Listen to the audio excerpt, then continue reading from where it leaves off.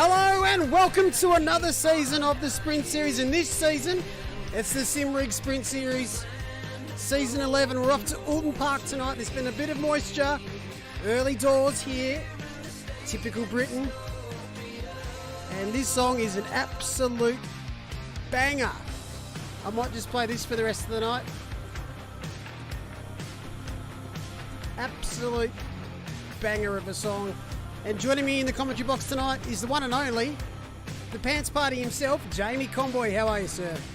I'm at the no pants party tonight. Don't worry about that. I am most excited. Hello, beautiful boys and girls, and the Technicolor rainbow in between. And to you, Neil Alexander, after peeling yourself out of the Tasman, how are you? I am fantastic, mate. It's great to hear your voice again. I'm glad that you're fantastic, mate, because I can only imagine what your last couple of weeks have been like. And, of course, all our love and prayers out there to everyone affected by the floods, of course, and to everyone who was practicing at Oulton tonight, who were also affected by the floods. But it looks like it's dried up for now, at least for qualifying, although there is some rain on the radar in the future. Yes, it's going to be an interesting... It happened really quickly over practice, I've noticed, with the wet, and... I want it to be dry because these liveries, this is the first time in the sprints. Okay, wow. Mike Crick. Okay. Bon voyage. I hope that's not the server. Oh, that is a curse, and that is early. That is a sexy livery. Mike's back. Mike's back on track. He's taking different lines through here. I'm not sure it's the optimal strategy, but we'll see if it pays out. He's all good. No, he's floating along nicely in what is a very nice delivery that I believe he designed by himself. How good are these liveries? Yeah, they're fantastic. We've got 21 full customs out there tonight. Hopefully we can see maybe a split this season. All full custom. It does take a bit of work, and if you're not quite savvy with how they do get created, there's plenty of people in the OR Discord to help you out. So get amongst it. Have you got one, JC? I have one in the works. I'm not one of the savvy people who can make one up myself, and I haven't got a creative bone in my body, so even if I could make it myself, it would be pretty unimaginative. So I have outsourced livery making to an individual. I won't reveal just yet because it's not quite ready to go, but with a reveal tomorrow night, I'm most excited. Does it involve bananas or sweet corn? I actually haven't had you're going to change it now? a lot of input into what's going to be on it, so it's as much a surprise to me as it is to you. Okay. So what's going to be on it is, as I said, unknown to me. God, Mike's just having to get on the gas there to get through the grass. It must be a little damp out there. It looked like he was having to put a fair bit of effort into it. Yeah, I might just take the camera off Mike. He's been cursed for the last 2 minutes. It's too early for that. Oulton Park, though. It hasn't featured, I don't think, in the Sprint Series in the regular season. We have seen it in the finals. Off the top of my head. Can you remember it being in there? No, I don't remember it being in a Sprint Series. I am surprised by that, though. I would have thought it's been around for a while, Oulton Park. So I thought we would have had it in the Sprint Series at some point. But I definitely do remember that final series, and that was a good watch earlier on this week, going back and having a view over some of that. There's some really good quality racing that can come out of Oulton Park, but it's not necessarily side-by-side battling. It's all about patience and perseverance, so it's a different sort of battle. Oh, it definitely is, and you'll need to wear a mouth guard at this track because it does shake your head and your jaw and rattle your teeth. It is very bumpy, especially that line. That is not optimal, but maybe someone in chat can tell us if we have raced here. I should know, but it's been a busy couple of weeks. I'm just glad to be back out there, mate.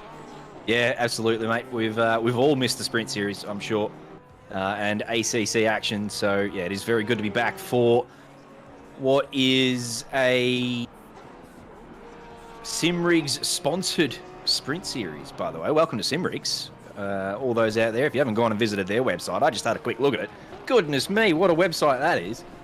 That's got all your bits and pieces and more. It's not just products. It is there's talented people in there offering all sorts of lessons and things. And so, yeah, go and get amongst that for sure. And apparently, from what I'm seeing here, there's a little discount for Patreons as well. Goodness me. Thank you for coming on board with that, simrigs.com. and they're just a fantastic bunch to deal with. If you have any issues or questions, they're always there to answer them. So shout out to the team at Simrigs.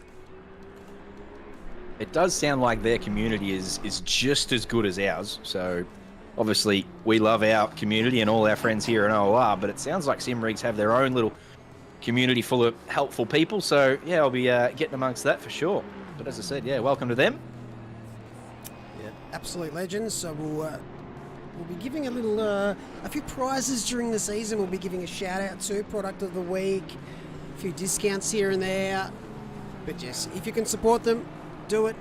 That'd be fantastic. Speaking of legends, check out this Mankini Racing livery from Mr. Michael Babb himself. He's back. The gorilla is back.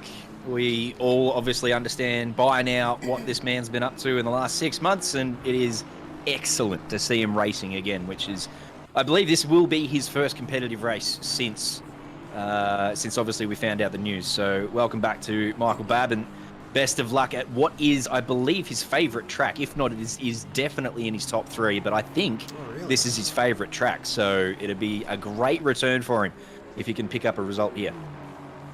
No, it's, as you said, great to see him back. It's been a big few months for the man, and that's all we could really ask for. So keep going, Babby, and good luck tonight. I hope you have a successful season, and all drivers out there to have a successful season. G'day, chat. How are we? Matt Powell says, good evening, good people of OOR, and also JC. Oi. That's a bit, Oi. a bit early, but we'll take it. That's weird, though, because Matt is usually on my side. We both love Paul Ricard. We have a lot in common. We share a lot of... We usually team up on other people in the Discord, so he's come out with a bit of a sass there. I don't mind that from you, Matty. I don't mind that at all. So we've seen a lot of team-on-team action. Have we seen much team-on-team / brother-on-brother action? Because if you look at the leaderboard right now, you've got Jay Sneakers P1 and you've got Jay Sneakers P2. Now, those are playing at home. 44 is Jean-Pierre. 555 is John. What round do we think those two will come together? Mate, if they're up there at the top of the table, it's not going to be far into the season, is it? Oh, they're 88,000s between them.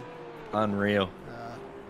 I don't think I've ever seen them race in the same race before. Well, sorry, not race against. Obviously, they race in the same team in the endurance series. So they race in the same race all the time.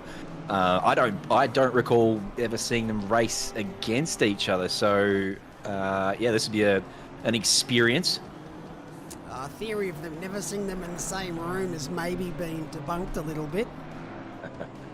Well, they're very similar times. Can you race on two different computers at the same time? I don't know. But anyway, good luck to the Sneakers brothers this season. Also, Ben Vincenter, another custom livery. Great to see. He's all pulled off, so we won't watch that much longer. Is that a custom, is it? That looks like a BMW livery. So he's just custom. That's actually, it is a custom livery, but he has stuck with the BMW theme. That's very nice. Yeah, he has. Also, looking back some old faces, we can see Samwise Holmes out there. Them wise. Ashland Reynolds has returned to his stomping ground of the Nissan. He is in the Nissan too, yes. Hello, Ashland. And you can also see there's quite a lot of new faces out there. I want to big shout out to Joshua Stroll. He raced in the rookies last night. Bang! Straight to sprints. No, don't do a passcode. Do not collect $200. Wow. So instant, what would you call that? Instant evolution? Instant promotion? It's great to see that he just wants to try and have a crack straight away. This is his first series on ACC, I believe, ever. Give me a little background on that, though, because obviously we don't allow drivers to participate in the sprint and the rookie. So he was just obviously really quick last night, and did someone tap him on the shoulder, or did he come forward and say, I'm joining the sprints? What's happened there? He wasn't really tapped on the shoulder. He just suggested that you'd fit well in the sprints, and he just registered. So there you go. That's off. Another one we've seen that's brand spanker is Connor Atkins. He's in the pits at the moment. So I haven't seen him out there in the sprint series before. Quite a few. Vincent Magnian. He's, I believe he's been trying for the endurance series and doing some rookies. I hope I got the right person. And we've got Benjamin Higdon here. He's brand new to OOR, and I hope he goes all right. G'day, Ben. So the gap's still 88 thousandths. Qualifying is just about finished. Jean-Pierre is on a hot lap. And currently a 10th up. So will he pip his brother for the first pole of the season? Atkins Ovac's also did purple rookies. Oh, nurple. sorry. So yeah, No, I was Atkins just is reading another out his one. team name, which is Purple appropriate. It's going to be close. Does he improve? He does, but not enough. 33,000 Wow. separates the front two, which is Jean. There we go. It's going to be Jean Senecas, P1. Robert Maddox and Michael Babb will be on the second row. Ashlyn Reynolds has put that Nissan up to P5 with Sam Home still on a hot lap. I don't think he's going to improve, but P6, there you go, he's invalidated. And welcome back. I like that colour scheme, Samwise, but you can do better, mate. You should get your business on there. I can see an army style livery there. Actually, no, I can't. It's camouflaged. Just set of wheels. See it at all. I've just realised that I've left the music on in my head. Alright, that's better.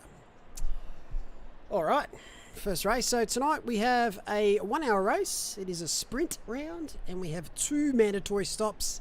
The track is green, but the sun's out. So this is going to be great. Oh, look at that front. Actually, that is... Oh, you like that one, do you? Well, look, it's just scraped in with the approval button. It's just scraped in there, but we can see it's meant to be a Marlborough livery, if I'm correct. But yes, we'll cycle through them with this camera. Now, the reason for the 2 stop here is just basically how the track works with the overtaking, with the layout. It opens up a few opportunities to undercut, overcut, because it's not easy to pass, and lap 1 here is pretty full on. Have you managed to do many laps practice, JC? Yeah, I've done a fair few. This is a great track to hot lap. Nice. It is quite a lot of fun. That's an Alliance. Oh, they run the endurance series, the Alliance boys. They so really someone are lifting their game with that. Looks great. Absolutely, that looks good. So how many laps do you reckon you've done practice? Oh, I would have cut probably anywhere between 50 and 75, around about that mark somewhere. Yeah. Tried for a while to push into the 32. What is happening here? What is going on here? That is absolutely terrifying. Imagine having that in your mirrors all night. Goodness gracious. When he does make front-on contact, it is definitely going to be a kiss. 10 out of 10 would 211, race who's again. that? Godfrey. So who's got that in their mirrors? Probably Muller and Glover. The 2 Porsches are going to have Godfrey in their rear end. They don't want that all night long. Goodness me. That's brills. Noski's, his looks pretty good. Yeah, it's tidy. They're all tidy. Absolutely. Very nice. Oh, I'm trying to remember what that's replicated. It's... I like it, though. One of the V8 supercars, isn't it? Yeah, it's true. Golden Circle. Nice. I've seen that early days. I see Mike Crick's here. Trans-Tasman. I can't see anything here. Can you see anything? Someone's disconnected here or something. Yeah, it's gone. I don't know what that is. Unfortunate. It's disappeared. Oh, that is a V8 supercar livery, isn't it? Nice. That is mega. Awesome work there. Oh, that's beautiful too. That's very good too. That's Michael Manns. And the safety car, you will not miss it. The Simrigs safety car. She's bright, she's big, and she's beautiful. Yeah, wouldn't mind getting And she's pulled over also by that one. stuck. There it goes. Repsol, that's it. Repsol Honda. MotoGP. Yeah, I thought I'd seen that colour set somewhere. My resolution's a little low here. What are we running this the safety car? Is the Bentley or what's what are we? It's the Chevy. Oh, okay. Look All at right. that grille. If you think the BMW grille's got issues, that's a big grille.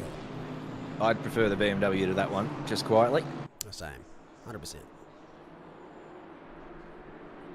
Hello, Mrs. Tully, and welcome to another season of Sprint Series. It is Hello, a Nan. pleasure to have you here as always. Yep. Simrigs Sprint Series about to kick off in a bit over in a minute for race 1. We've got the Grand Tour coming up afterwards. plenty of spots available there if you want to jump in. But tonight, hopefully we get a nice, good start to the season. Someone's already off in the grass as soon as I've said that, so we're pretty much doomed. Great start. It's just the way it is, isn't it? The two Senekai there trying to make a baby with each other or something. They're just investigating the inside of each other's vehicle.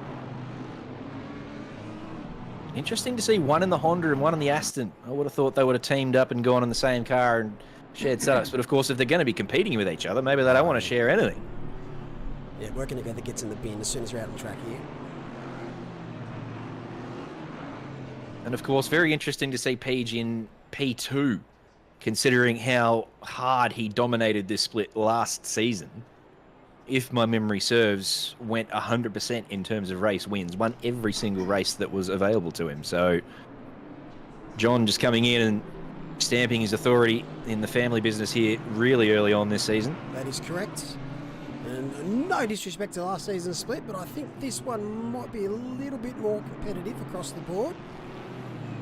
So, can JP crack another W, or will that streak finally come to an end? It's going to be interesting to hear how hard they race against each other, the brothers. We've got Maddox, Babb, Reynolds, Holmes, Hignett, Penfold, Vintner. Great qualifying there by Penfold. He's probably going to up in class as of next week. The first 2 rounds, provisional. Classes are permanent from round 3. So, as I say to everyone, don't focus on the class. Just focus on against the guys you are racing around. And go from there. And JP, JC, too many J's. Over to you, mate, for the start of this race. I've got this one. The Chevy safety car pulls away. Looking forward to this. I tell you what, Kovac's first 4, by the way. 2 Senekai, a Maddox and a Babb, so plenty of Kovac's action up the front as we cross the line and get underway. I believe we're green. We are. John's had a good start, so he will lead away down into turn 1. Babby being he's being challenged severely, in fact, and sent out into the grass along with a few others, and I believe that might be Sam Iceholmes, who has come off poorly there and is facing the wrong way early on, so just has to be very cautious and allow everyone through, as will Maddox, who has had a poor start. In fact, there's a couple now starting to dive off. It's all turning into some chocolate custard really quickly here. It looks like there is a safety car, the Chevy, pulling out of the pit lane and coming around turn 1 to wait for the field. So that is Oulton Park in the Sprint Series for you, ladies and gentlemen. Safety car after 2 turns. Yeah, well, I don't think we can get the safety car out there. Just get a recovery truck. Just skip the safety car. Just skip the safety car. Actually, just / restart. Fuck. 15 metres. No, that lasted after turn 1. I'll give him a crack there. They lasted at turn 1. I will bring up a replay. But interested to see if anyone came off really worse for wear there. Oh, there's collisions under the safety car here too. The golden circle's gone straight up the back. It's still occurring. What is happening? What is going on? It's a safety car, you peanuts. Goodness gracious. There's more going on in the background. Jesus. Come on, ladies and gentlemen. I know it's been a bit of a break in between series, but that's a bit of rust. No. What are we doing? What are we doing? I'm glad we didn't quite get to the replay, because we would have missed all that, and that's premium content. That's what YouTube's here for, goodness me. Oh dear. As you said, Mull, I know we haven't been here for a while, but I think we're all a little bit better than that, so there'll be some stern taps on the shoulder coming from, I believe, Callum Gibbons is the race director. Good luck, Cal. Good luck, Gibbo. Oh no. Yeah, Gibbo will be disappointed father voice, I'm sure, and there will be some very severe penalties coming to those who caused collisions under the safety car. But back to the original collision, obviously what caused the safety car, I think it was just a few minor offs. It doesn't look like anyone hit the wall too hard. Obviously, we probably didn't catch all of what happened. But obviously, when we bring up the replays, we'll have a look and we'll see if anyone did pick up a lot of damage, because that'll be obviously a very early pit stop for them, which won't be the ideal strategy. So So we'll have a check out here. Obviously, we'll stay on board with Samwise, who we noticed was the first to have some issues. There was a bit of kerfuffle here at turn 1, and it forced a lot of drivers wide. You'll notice Babby and the Martini up there went wide early on. And then Samwise looks like he just lost it by himself, which is unfortunate. And then that other green car was just a passenger and gave him a little bit of helping hand on the way through. Now, further up here, there was more issues. There's already a couple of cars out there, and then there's a big sand trap, so hopefully they avoided the wall. There goes Samwise at the bottom of your picture. And then up here at the front, Maddox, I believe, is the green car on the left. And, yeah, just 2 cars not going into one there. So they both, again, avoided the wall there, which is nice, so no further damage. And then a little further on, safety car would have been called around about there, so they would have all slowed down and become really safe drivers. But alas, that wasn't the case.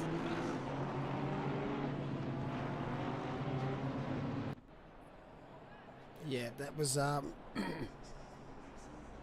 great. There's a lot of replays to watch, if I'm being brutally honest. I don't really want to watch them all. No, I'll go for it. We've got a bit of time here because obviously we've got the cars in the pit lane who'll need to catch up. Oh, that one has just totally missed the right. In fact, there's 2 cars there that have missed the right. That's Golden Circle, who has rejoined pretty poorly. And Golden Circle also the one who caused a collision under safety car, so they'll be getting a couple of visits from Gibb. Golden Circle, who is Golden Circle? We'll have to attach a name to that.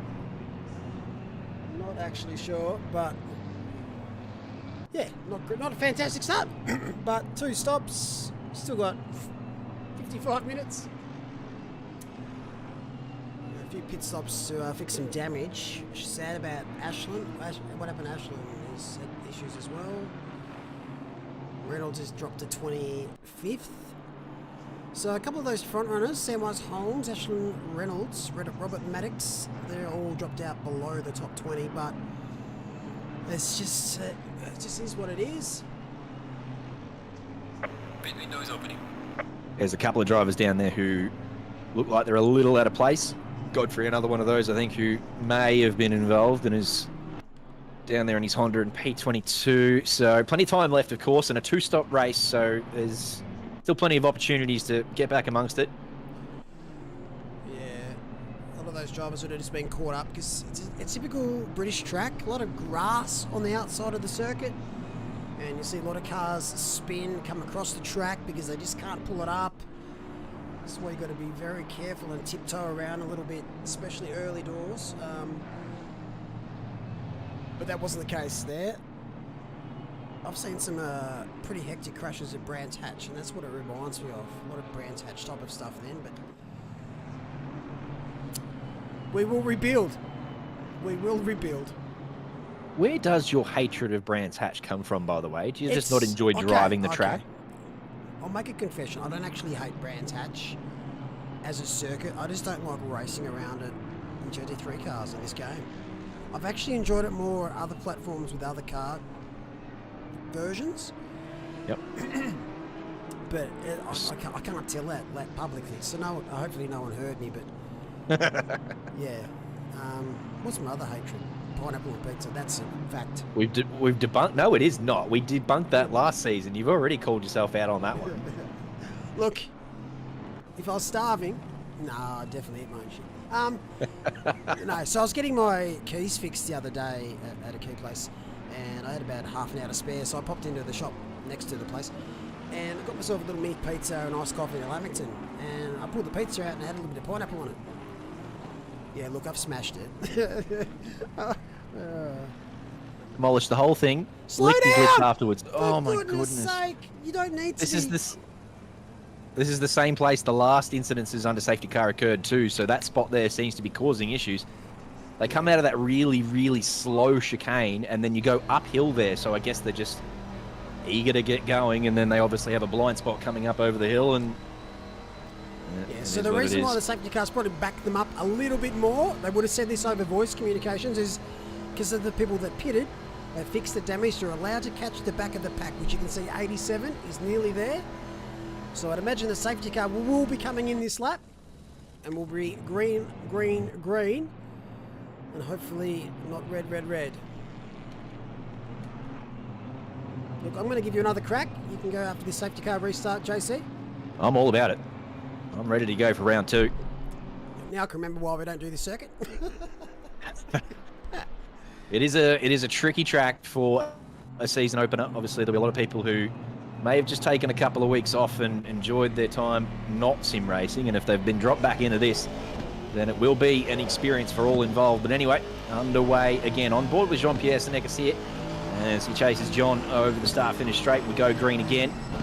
And down into turn 1, they will go single file this time. So you would expect most cars, especially in the top 20, to filter on through. There's a couple of big gaps forming through here. Of course, that uphill section at the final corner can catch a bunch of cars out. So it looks like the fields really spread themselves out here, which is good for safety. Not particularly good for anyone outside the top 10 who wants to stay in touch. But there's a couple of cars wide here already out this tricky left-hander. That red car's got to watch his rejoin. It hasn't done too badly. Everyone's just got to give him... Done the best he could there out of a bad situation, Cardillo, in the Mercedes. Oh, you get... Yeah, absolutely. That grass there is super dangerous. You get sucked out there and you will find yourself in that wall 99% of the time. So he's done pretty well in that. In fact, there's someone in that sand pit back there. There's a couple of cars here in the pit lane too. Samwise, one of those. And...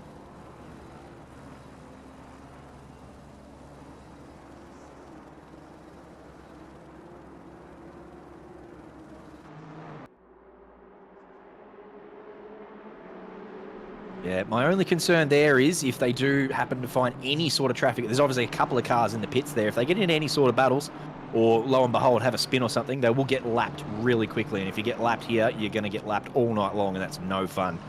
J-Rad, little adventure out here in the grass. He gets back on track nice and safe. No worries there for John. Although, under a fair bit of pressure there as they come up to that fast double apex right-hander. Rob Maddox was involved in the lap 1 incident, so he's got a lot of work to do to get his positions back. Mark Witchell looks like he's under pressure here from Cardillo, but it's a very short run down to turn 1, so there's no slipstream. It's all about making an advantage where you can and hoping that you can put enough pressure under the driver in front. That's the only way you're getting past here in most scenarios. Oh, it is. That's why those 2 stops are so important. Great run out of the corner there from Cardillo. This is a treacherous corner from the outside. You'd really... he's going to be in the kitty litter. That's goodbye. Yep. It's a very skinny track. Oh, Cardillo's got to stay... Oh, it's unlucky. That's it. Once you hit that grass there, it is like ice. You're carrying too much speed from that left-hander and you just slide across. You lock your brakes. You're in all sorts of trouble. Yeah, it's been pretty messy. As we said, it's probably a little bit of rust out there, a bit of nerves. I know there's a lot of nerves, but just it's on a track, as you said, that you really want to try and throw it at any corner. You just want to get into a groove, stay out of trouble, don't make mistakes, and just nail those pit stops, and before you know it, you're up 10 spots. Yeah, absolutely. Qualifying super important here because you want that track position as early as you can get it. And then, yeah, as you said, Neil, if you can just tuck in behind and be patient and your race develops. It's not about overtaking here. It is just about pace for a start. Obviously, as I said, qualifying important, but then augmenting that pace with consistency and stamina. As you said, it's our first race back for a while. There's going to be a few tired boys out there. Come that 40-minute mark, they'll be starting to fatigue a little. Oh, definitely. It's one of those tracks as well where you kind of, if you're the car behind and the car ahead does make the mistake, you're right there on them and you don't know what to do. Do I be aggressive here? Do I sit back? One word is just patience.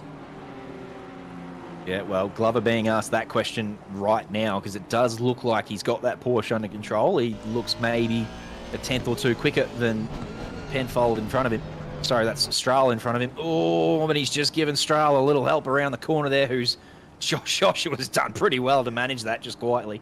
Hasn't he? And keep it going on the straight and narrow. But Glover's got to be careful. As we said, we talked about being patient. He does look like he's a tenth or two quicker than Strahl, but he's just got to pick his battles very carefully because there is almost no proper overtaking opportunities on this track. He just has to be patient and continue to put Stroll under pressure. Yeah, Stroll's the one that came straight over from the rookies last night, sitting in the top 10. Oh no, oh no, oh no, that's it, turn into it. Well done. Beautifully done. Joshua Morgan, he was very lucky there that Tom McDonald's didn't roll off that throttle a bit too much. But hats off to both of those avoiding that car. So there's another curse. We have actually cursed most of this grid already. We've done pretty well already. We are only 14 minutes in, by the way. Let's save some for the rest of this Simrigs Sprint Series. We've got a long way to go. That'll do us for tonight.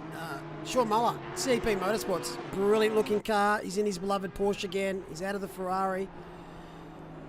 Still racing the Ferrari in the Endurance, but... And he's one that said he had a bit of nerves for the race, but nerves are good. Nerves mean you give a shit. But it's how you use those nerves. Yeah, absolutely. Welcome back to Sean, by the way. He's had a little bit of a hiatus and a few things going on in his world, but he's back here racing, as you said, in his beloved Porsche. Absolutely loves this vehicle. And rejoining the commentary team tomorrow night too, which we've all missed. His dulcet tones on a Thursday night will be back to us tomorrow. He gets a nice little move done there as Morgan makes a mistake in front of him. So that's P10 to P9 for Sean Muller. Yeah, that's the type of overtake you're looking for around Oulton Park. Morgan's made a little bit of a mistake at the chicane. You're right there. Bang. Looks like these two are going to have a nice little battle all race. Pit stops are going to be pivotal here. Not a great aspect of my racing in ACC is my pit stops. I reckon I've stacked about 27 teams from pit stops.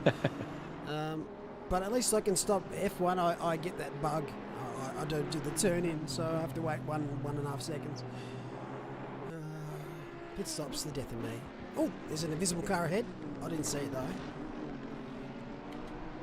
Clearly very evenly matched on pace, the two Senecas. Coming up to blue flag cars now already. Those ones who have pitted early starting to be caught by the leaders here. So a little interesting phase of the race we're coming into, but we're on board with Hignett at the moment. Full cream himself chasing down Gorilla. And as I said, always very pleased to see Babby in the car, but very pleased to see him in the Aston. There's a couple of Astons in the Kovacs team this year, and he's leading the way with that beautiful Martini Racing livery. That looks gorgeous. Oh, it does. Aston's made a little bit of a revival this season. It's probably up the most number of cars compared to last season. The Audi's been a big loser in that department. Honda's gained a few. BMW's about being steady, but yeah, the Aston, it's getting back to what it used to be like. Very competitive. Not super strong everywhere, but not weak anywhere. Just one of those cars. 69 has come off twice in the last two corners, and they're still having issues. Yeah, he's spot on. It's as you said, it's not weak anywhere, the Aston. Not particularly difficult to set up. Certainly not difficult to get in and drive. It's a pretty safe and stable sort of vehicle, so no wonder it's gained a little popularity this season with its recent gain in strength. A couple of cars here doing the dance around this pretty tricky right-hander, and there's a couple who have had to dodge drama, and they've done nicely, just quietly. Wood, one of those who had to do some evasive action there.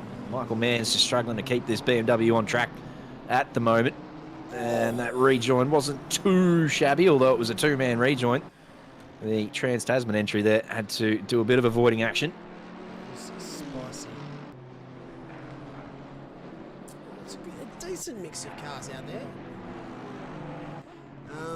I think, from memory, we only have one Bentley maybe in the whole series, which is sad. I find that sad. And that's Mr. I think that's Piper. It is pretty nuts to me that there are more Lexus than there is Bentleys. And Nissan. I suppose I'm not too...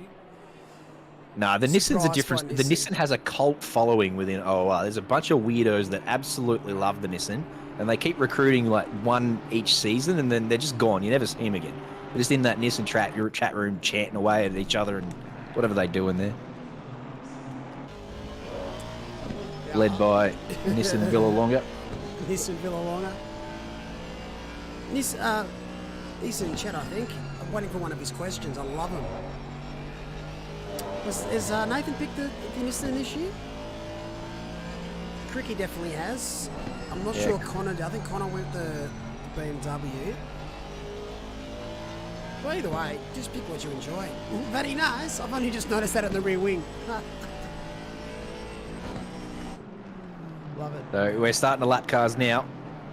This Honda entry from Brock Godfrey down the back of the field has just been passed by Bab and Hignett, so that has cost him 4 or 5 seconds. And again, now Vincent are having to make way. And you can just see how much time it costs you being a blue flag around here. You do not want to pit too early because it just costs you for the rest of the race. So a lot of pens being handed out now too. Gibbo and his team in the stewards room starting to make their decisions and hand out the penalties from that lap 1 schmozzle. So this is what I'm trying to keep an eye on here. Reynolds is P27. He was one of the front runners early on. Pitted early as well because he got in trouble. He's behind Reece Penfold. Samwise Holmes is another one that was in the same boat. But there's a lot of clear air in front of them, really. No blue flags to contend with just yet. So I think Reynolds will be wanting to get past pretty quickly. He's one of those Nissan Colt followers.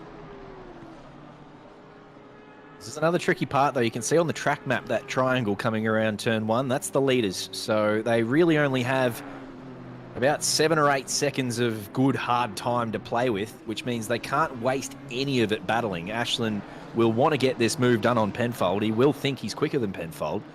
But if he costs himself too much time, he's just going to get blue flagged, and then it's all for nothing. So it is a really interesting strategic choice that Ashland Reynolds and everyone in front of him faces now, those guys that are pitted early, led by Connor Atkins in P23.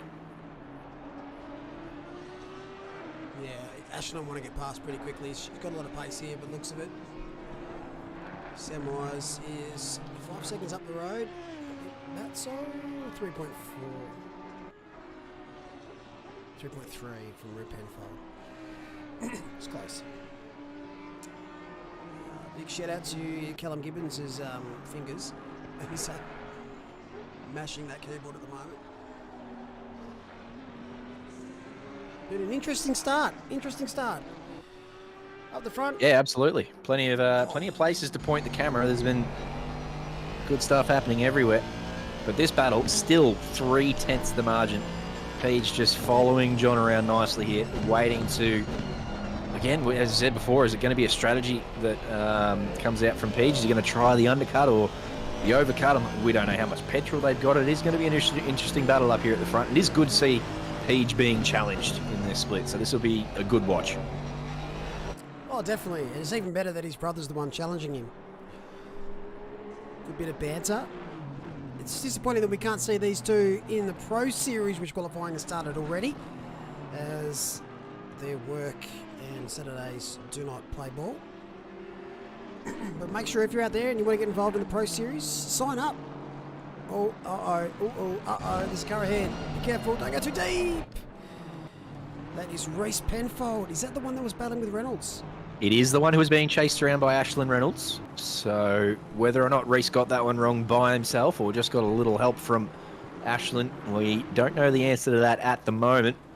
That's Vincent Mangion, who finds himself in the wall, and he's not moving at all either. So not sure whether he's had some hardware issues potentially or he's just trying to resolve whatever's going on. But obviously it's not a car damage issue. You can't DNF in ACC. The car will continue to carry on. So I think maybe just a little disconnection issue there, or some hardware, or the wheel, or the pedals not playing the game there for Mangion. So Hignett's pitted. He was in P4. I just want to see where he comes out in relation to Samwise. Yeah, there's quite a bit of a gap there. The ACC timing board will update eventually. Is it Reece or Rob? Yes. I think it was Reece. Reece was inside the top 10, and no disrespect to Rob, but Reece generally is the faster of the two. So I think it was Reece who was battling away with Reynolds. Yeah, so there's the gaps there. Hignett leading the pack from those that have pitted once. Nice little buffer on Connor Atkins. And then, yeah, Samuels, Reynolds, McDonald. A little bit further back. But still, 37 minutes to go. One more pit stop for those guys. And we'll see where they play out. Who's going to blink here first out of these two? Did you go for the undercut if you're JP? Oh, he's got that wrong. Don't know. Yeah, I don't know. I honestly don't know the answer to that question. So it's a really tricky one. There's third-party applications out there that have got a function in them that can tell you where you will come out in traffic. And I'm pretty confident that both of these have that information at their disposal. So they will know the answer. They'll know the pit delta. They've done all the homework. That's why they're up the top of the leaderboard. They're pros. So it will be interesting to see who balks first. But yeah, for having a stab at it, I got no idea, mate. Yeah. All right, well, this is for the sake of it. Let's pick. I'm going to say JP pits first. All right, devil's advocate. I'm going to say John comes in first. Alrighty. Well, there you go. Truth. There you go. That wasn't good. Yeah. Anyway, more milk's in the fridge. Yep, fair enough. Thanks, JP. You must be listening. Hang on a second. I'm sniffing something funny here. You are not wearing pants, so that's probably a sign. Yeah, fair. That's fair. Really looking forward to this calendar in the Simrigs Sprint Series this season. Darkwing says Peach to pit. I think we're a bit of a delayed here with the chat. But yes, one for Mullock, 0 for Cornwall. It is early on in the season. There's plenty of time, but it is a good start from you. Well played. I think we're equal each other for curses tonight. And as he said, let's leave it at that for the rest of this race. Yeah, I think so too. We were on fire early on, but it seems everyone's settled down a little bit now, which is good to see. We haven't had a yellow flag on the track map for a while. And that's Hignett making his way past Mans as Michael jumps into the pits. So Hignett continues to enjoy the free space in front of him. Yeah, and there's that traffic you're talking about. So that would have held up Hignett just a little bit as Vincent comes out right behind John Drum. I think he missed qualifying, but he's managed to jump in. So it's great to see him out there.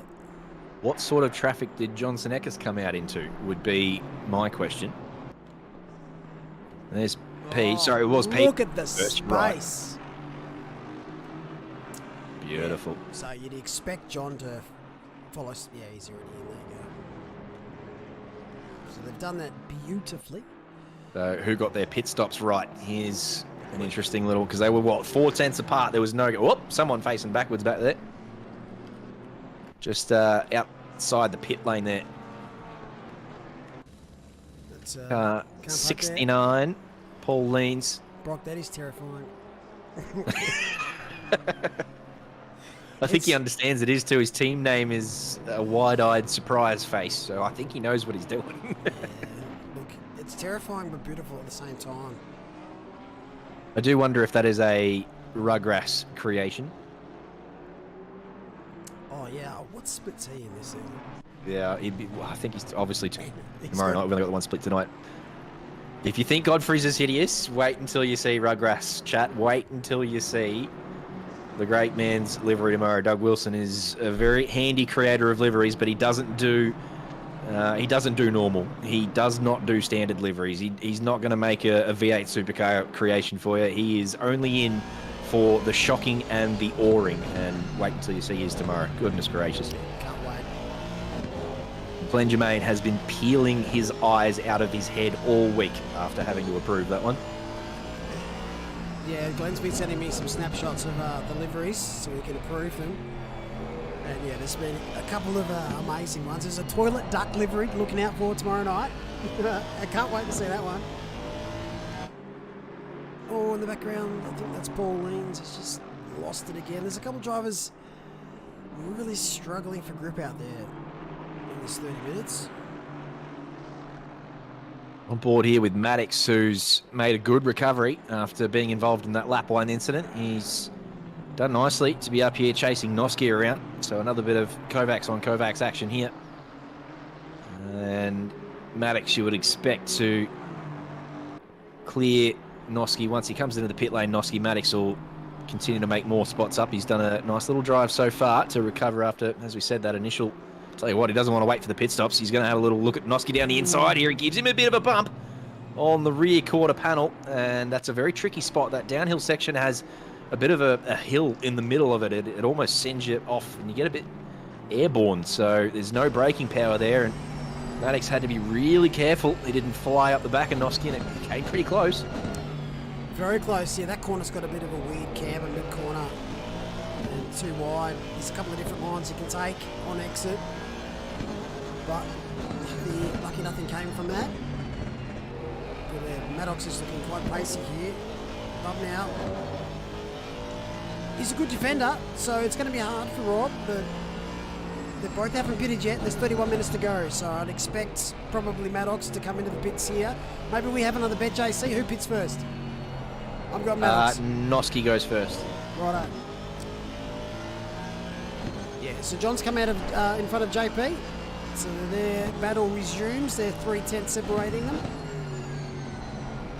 Still got a few cars yet to make their first stop. There's 2 stops this race. It's the only race in the calendar this season with 2 stops. Rule it, Rob, but listen and pit for me. Noski's coming in. No, negative. We wait another lap. Look, I don't want to keep going on about Kovacs, but it is Kovacs 1, 2, 3, 4, 5, 6 at the moment. And speaking of Kovacs, Hamster's just come in with $20, so more Kovacs action. And then we just flicked to Page, who it looks like was challenging John. I don't know whether we just flicked away at the wrong time there. Down into turn 1, he definitely had his nose in his mirrors. I thought he was going to have a little send, but that hasn't occurred. So they stay close. I'll read this out. Thank you very much for the donation there, Hamster. In other news, a concert promoter was found to be lying when he bragged he had the world's tallest piano player, when in fact his piano player was measured to be 5 foot. This is another man exaggerating the size of his pianist. Good for you. Very good from you. Good from you. Very good, Mark Bushell.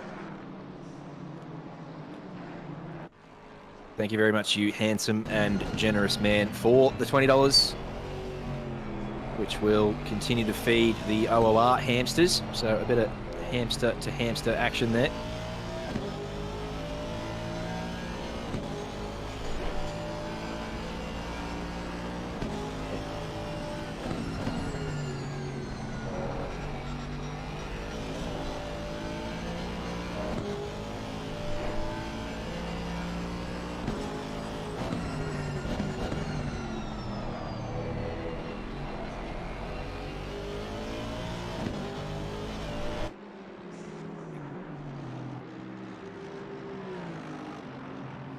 Nice work, Noski. He's got my back. Yeah, you're not wrong. And it looks like we're going to get another deluge, by the way, this weekend. I don't know if you've caught up with the weather, but it looks like there is more coming to what is already a wet landscape. It'll still be pretty damp, even though we've had some dry weather. So from bad to worse for, obviously, a lot of people out there struggling.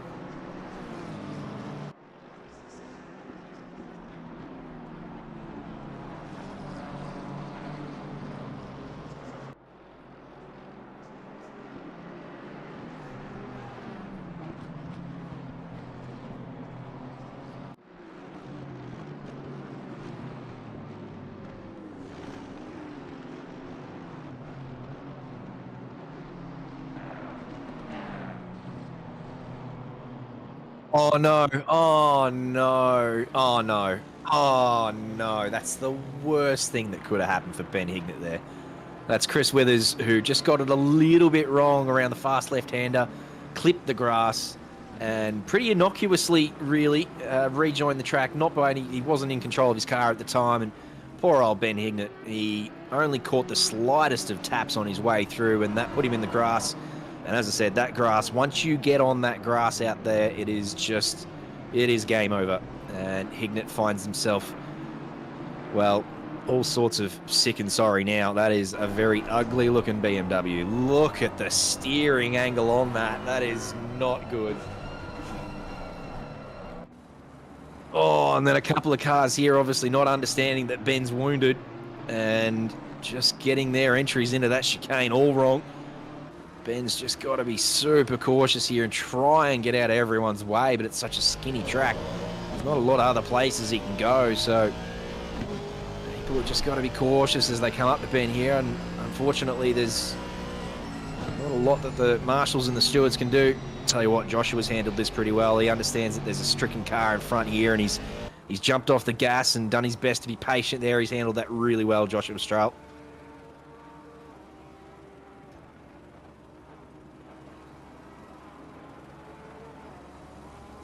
I've been able to hear since the start of the stream. I don't think anyone else is having any issues. I can still hear you. But yeah, as I said, Joshua handled that really well. You could see Ben Higdon, it looked like he was defending, but that's definitely not the case. He just has no steering whatsoever, and that BMW was diving all over the place. So Ben's done pretty well to limp that one back to the pits. And he'll be spending a good amount of time in there trying to get that repaired. That looked like some serious damage. He'll be in there for at least a minute and a half, I would suggest. Yeah, not great. Looks like those that pitted early, we've seen a couple of them pop into the top 10. Samwise Holmes, Ashland Reynolds, who's just trying to make a move here on Matthew Herod. Hopefully you guys can hear me now. I know what the problem is, but yes. Right, well in that case, I'll carry on and talk to you myself. I'm definitely here. I know you're here. I can hear you. I can see the Streamlabs being fixed. Rip Marl. I'm not gone dead. Anything. Maybe everyone in chat has just gotten together behind our backs and is taking the piss and has absolutely sold us up the river. I wouldn't surprise. Chat's good at that. That's great. Just another story to do with the floods that I was mentioning before, but no one actually heard me. We got a message at like 1 a.m. to evacuate, and we don't live in this street, by the way. We got the message, but my dad's place is, oh no, Sean Glover, come together with the 3765. My dad's house is right there, and so we're like, okay, we've got to leave where we are and head into town and make sure that everything's okay. So I head in there, and we drive across the bridge, and there's probably about, I don't know, 10 centimetres of water on one side of the road, just coming across. So we drive around, and we're going to head down to another bridge to see how that's going. And we're halfway there, and my partner's freaked out going, oh, we're not going to make it back, it's going to be flooded. Nah, she'll be right. Anyway, I listened to her, turned around. By the time we got back, the road was like covered in 10 centimetres of water across. It was 10 centimetres deep. It doesn't sound like much, but you try and drive across it. It is absolutely petrifying. And that was it. There was no cops around. So I pulled up, put the hazards on, got all my high vis or whatever stuff I have to make myself visible. And I sat there for 90 minutes warning cars to not go and have a crack at it. Because people were trying. A car actually tried and got stuck. Like this is what we say everyone says on TV, don't drive through floodwaters. It got stuck, managed to keep going. But I say this is the funniest story. This is like Darwin Awards. I pulled a car up and there was three drivers there, or three people in it. I said, you can't cross it. It's 30 centimetres of water now. And, nah, she'll be right, mate. We just live across. No, I said, you literally can't drive across there. No worries. We'll walk across. Yeah. Pissed as nits. They waded in waist-deep floodwaters by the time they actually got out of the car and got sorted. Like, and what am I meant to do? I can't force them not to do it. I don't have that power, so I'm like, off you go. So yeah, off they went, floodwaters, and I hope they're still alive. So yeah, that's it, mate. As you said, you got to let the universe do its business there. The Darwinian Awards for those fellas. It's very, very dangerous to cross floodwaters. Not just because they are a really strong, fast current that can sweep you away and do all sorts of damage, but you can't see what is underneath the floodwaters. There could be a log that's being carried along under there, and if that takes your legs out, then you're gone as well. There's just so many unknowns and variables that come with floodwater, and it's just super dangerous. As you said, you've done God's work there trying to warn people away from that, and if they don't listen to you, mate, then what are you got to do? Nothing. Just let them go. Yeah, I've seen some footages of when the floodwaters have receded and there's been like holes in the ground. Like you don't know that's there because you can't see it. So yeah, that's my story for the night. Don't drive or walk through floodwaters. And another spot on point there from Matty Powell too. Like, if something does go wrong, it's not on you. Like, it is obviously you that is in trouble, but then you got to get rescue crews out there to try and rescue, and that puts them in danger and takes them away from what is probably more critical scenarios. So it is just silly. Just don't do it. Yeah. The road's been red flagged. We don't drive in floods in the games. Why should we do it on the roads? I love how it says flooded on a circuit like this when there's like not even a couple of centimetres of water. The only thing that suits me away is you. Oh, that's beautiful, Dill. That's beautiful, Dill. Look, that's just... You are my mate. My soul. But yeah, back to the racing. The Simrigs brothers, they do have a bit of a gap now, 1.1 second. So John is on his way at the moment to break that streak by JP.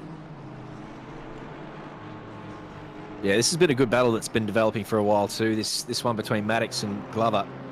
I think it was early on where Maddox was having a little crack at Glover and didn't quite get it right. This was earlier on. So now again, they have rejoined battle, and Maddox seems to be a little bit more patient this time, but Glover has steeled himself and hasn't made any mistakes while we've been watching and listening to Mull's heroic tales. So this is an interesting little battle that we'll probably keep an eye on in the first camera.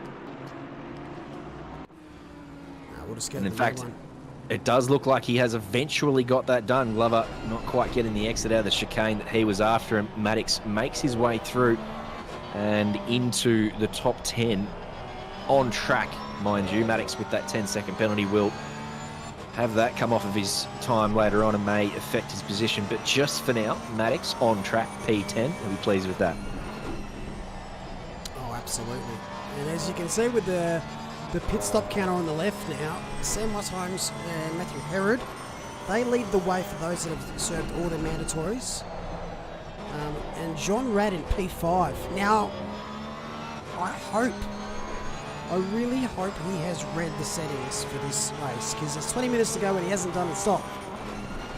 So he's got to make 2 stops within the pit window. The pit window, of course, closing in 15 minutes and 10 seconds from now. He's got 2 stops to do in 15 minutes. So I think you're right, Mull. It may have been a little lack of bedtime reading for J-Rad, so hopefully someone gets in his ear and lets him know that he's got 2 to do. He might be doing the big brain strat. He might be all over that. I'll tell you what he is doing is the Bender strat. He's up there in P5 at the moment. Bender will be very pleased with that. I love it that we know what the Bender strat is, if someone mentions it. Or a Bender rejoin. Everything's named after Bender. Bender, stop doing good stuff. He's an OR legend. Well, absolutely. He's got corners named after him and rejoins and strategies and a weather event. And weather, exactly. Yes, don't forget to like, share, and subscribe if you like what we do. If you don't like what we do, still press it anyway, because it's just a nice thing to do. But yes, yeah, like and subscribe. We've got another race coming up after this as we take the Jaguars around Zolder. And tomorrow night for Asia Pacific, we've got the Split Ascari and Split Beckett's, followed by Europe and then North America. So a massive week of racing as we return to the Simrigs Sprint Series. And lots of qualifications going on at the moment for the Endurance and the brand new VRS Pro Series, which I'm extremely excited for in November. Yeah, absolutely. The VRS Pro Series, there's so many people excited to watch that. That's going to be I think people have been screaming out for content on a Saturday night for a long time. So to be able to tuck into a bit of, well, I say a bit of it, they're the fastest. Some of the names that we've got coming for the Pro Series, absolutely huge. So yeah, the Saturday night content on its way in November, as you said. It's just great to get VRS more involved and Simrigs more involved and be able to provide a couple of different things to those of you out there, especially in Asia Pacific. And we're really going to go from strength to strength with that. But here's an interesting one while we're on board with Jean-Pierre, who has the purple lap and clearly has the pace and has found himself a little bit of space here while having completed his pit stops. John has waited until the lap after. So this is the battle for the lead here. This is the completion of all mandatory pit stops for the Senekai. And with Peach having just a little bit of space here to play with, I'm not sure how much he was held up by Godfrey back there, but Godfrey's very bloody handy behind the wheel, so he would have got out of the way. And as Peach comes up to the final corner here, John's still up on the jacks. This is going to be close. Oh, it is. John off the jacks, gets going again. Down to the pit line. It's got him easy. He's gone. Well, there you go. Has something happened somewhere? Have to find that out. Someone in YouTube chat land. If they're streaming these two gentlemen, maybe John has made a mistake somewhere on that in lap or at the pit stop. Will disconnect after second pits there for Lachlan Nichols. That's not ideal. Unlucky. Cinder, good to have you back there, mate. Good to see you racing again. Can confirm, John Rad has made a pit stop. He's done one. All right, that's one off the table. Beautiful. Still one to go, though. What do you have to do in the pit stop, says Brad Grant? Stop, basically. Pull up to your marker, stay with under 50. Turn the car off. Oh, in terms of mandatories, you've got to change your tyres. But you don't have to physically do that yourself. You don't have to get out of the car. Let the pit crew do that. Well, I took his question a little more literally, I guess. Probably took it better than I did, to be honest. I don't know. He's got all the answers then. So the mandatory is for a new set of tyres. That's all. You can change fuel if you want. You might as well, because it's no extra time in the pits. John might have missed his box. He's going to be kicking himself because he's 3 seconds behind. Oh, that's close through there, blue flag traffic.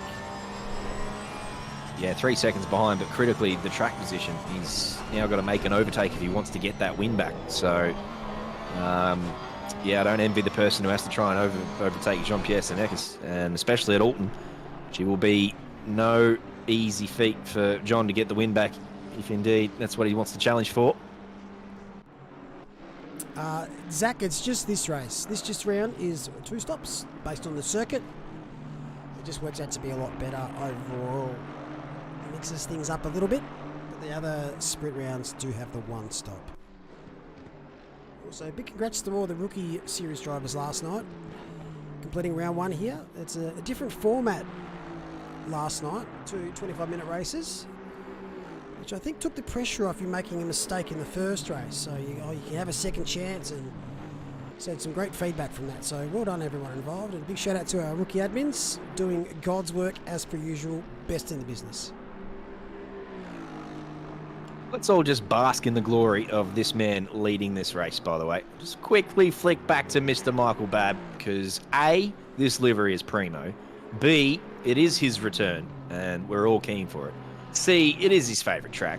And that is very sick and sad. Sorry, looking Adam Cardillo out there in the wall as Babby gives him a wave on the way through. That Mercedes has returned to pits. And Cardillo, unfortunately, there has his race ruined by that little incident. But yeah, good luck to Babby for the rest of the season. But he's enjoying himself here up the front, of course. Still with a pit stop to go. But just for now, leading the way here at Oulton Park. Yeah, great work, Babby.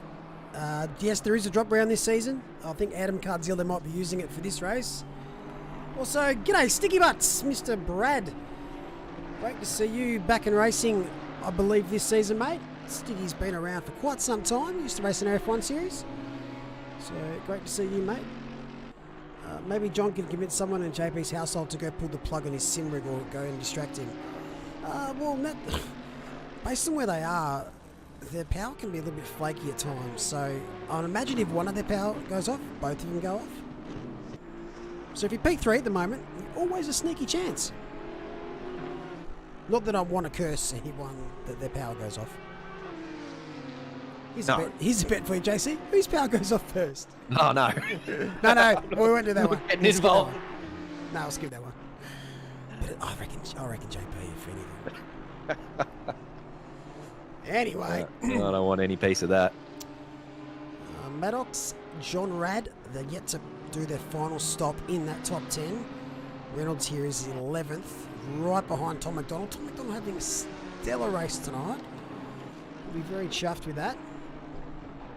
So, Samwise as well, caught up early, P7. So that early pit stop, I think, has actually served them quite well. They managed to fight back to where they potentially would have been, or maybe just a few places lower.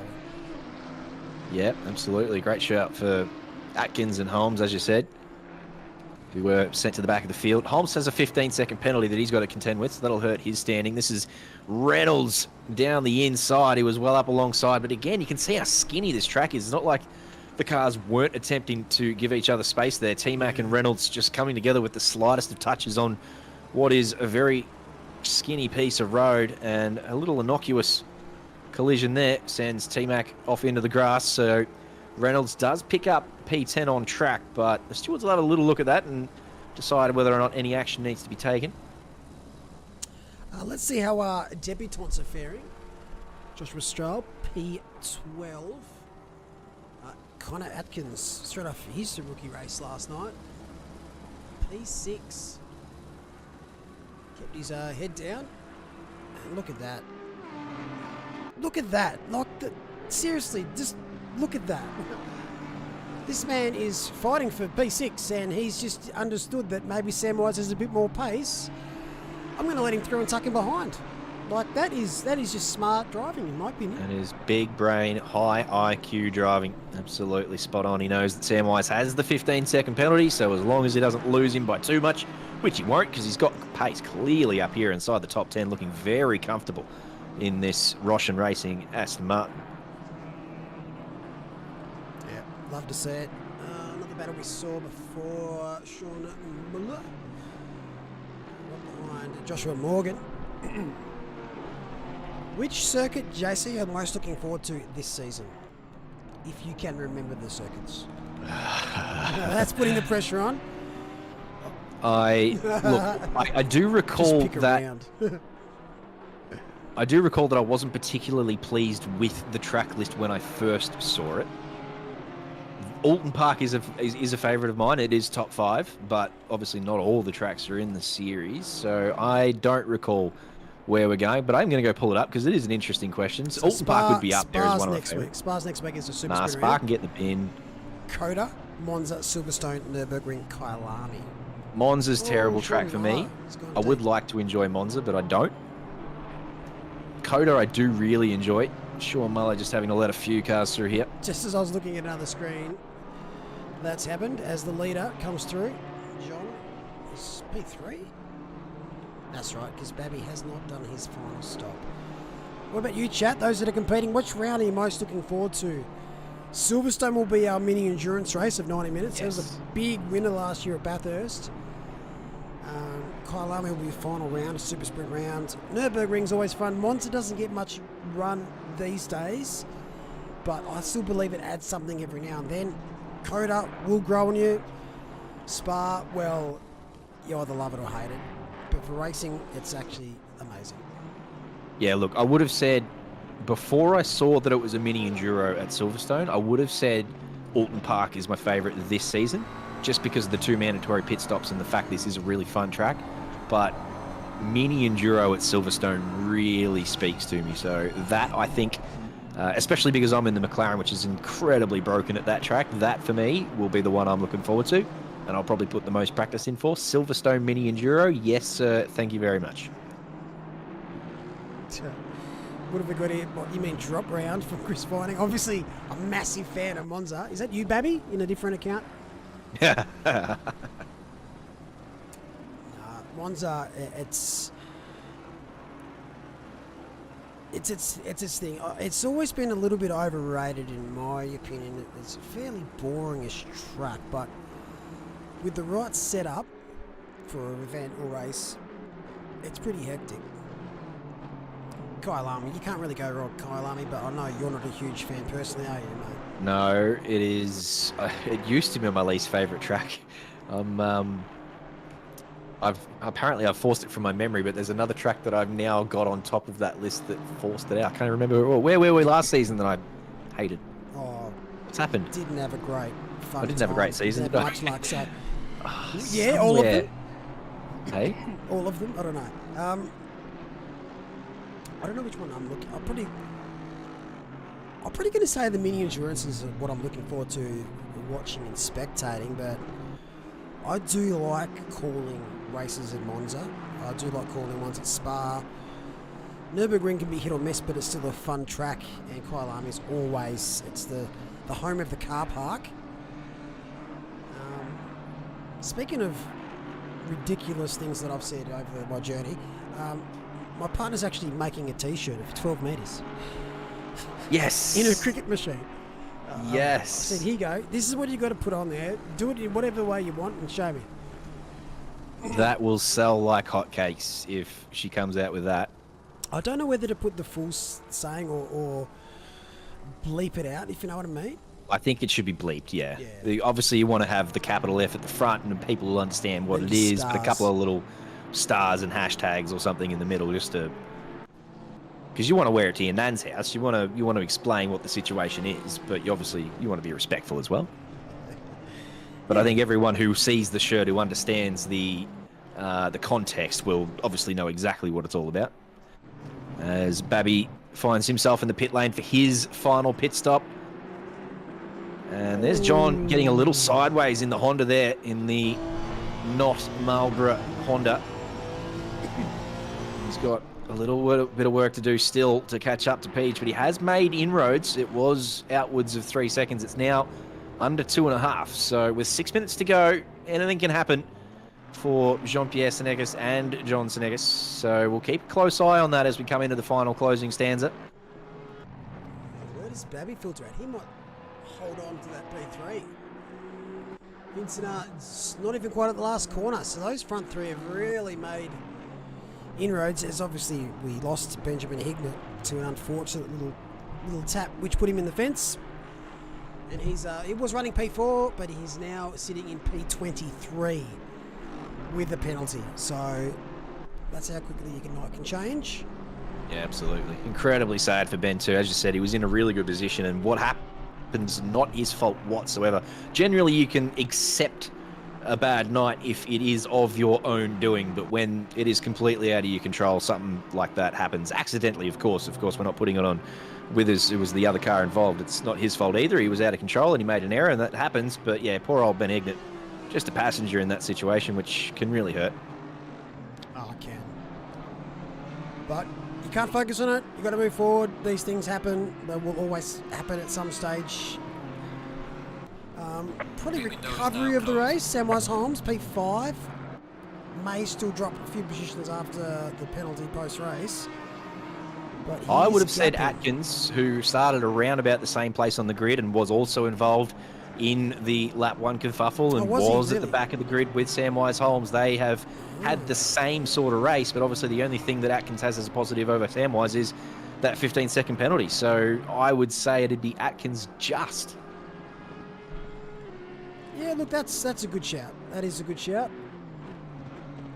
Both can tip the fedora. Atkins doesn't have a penalty, so I think you're right. He might get the chocolates there. Reynolds has been another one. He's only 5 tenths behind Herod for P7. So he's another one in that group. They're going to finish 3 abreast. Holmes, Atkins, Reynolds at this rate. Yep, and a little shout out to Maddox as well, who was also involved and sent to the back of the field. He's got a 5-second penalty, but is 4.5 seconds clear of Joshua Strauss. So May, if he can kick it into gear for the last 3.5 minutes and stretch that gap out past that 5-second mark, he will hold on to that top 10, which would be impressive as well. Definitely impressive.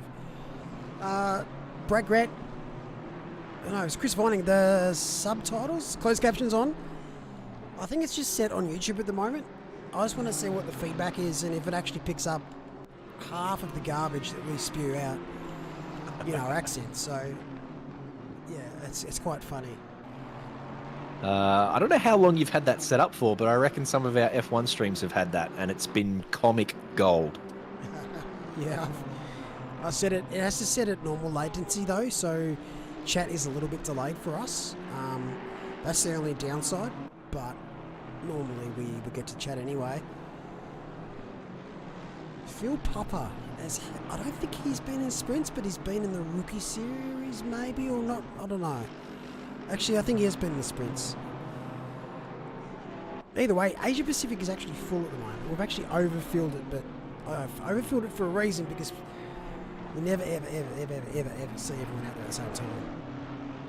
Yeah, absolutely. There's always 2 or 3 that can't make it for some reason each week, obviously with family commitments or whatever. So that means that we'll have a little reserve pool to choose from and fill up the grid, which would be good for everyone involved.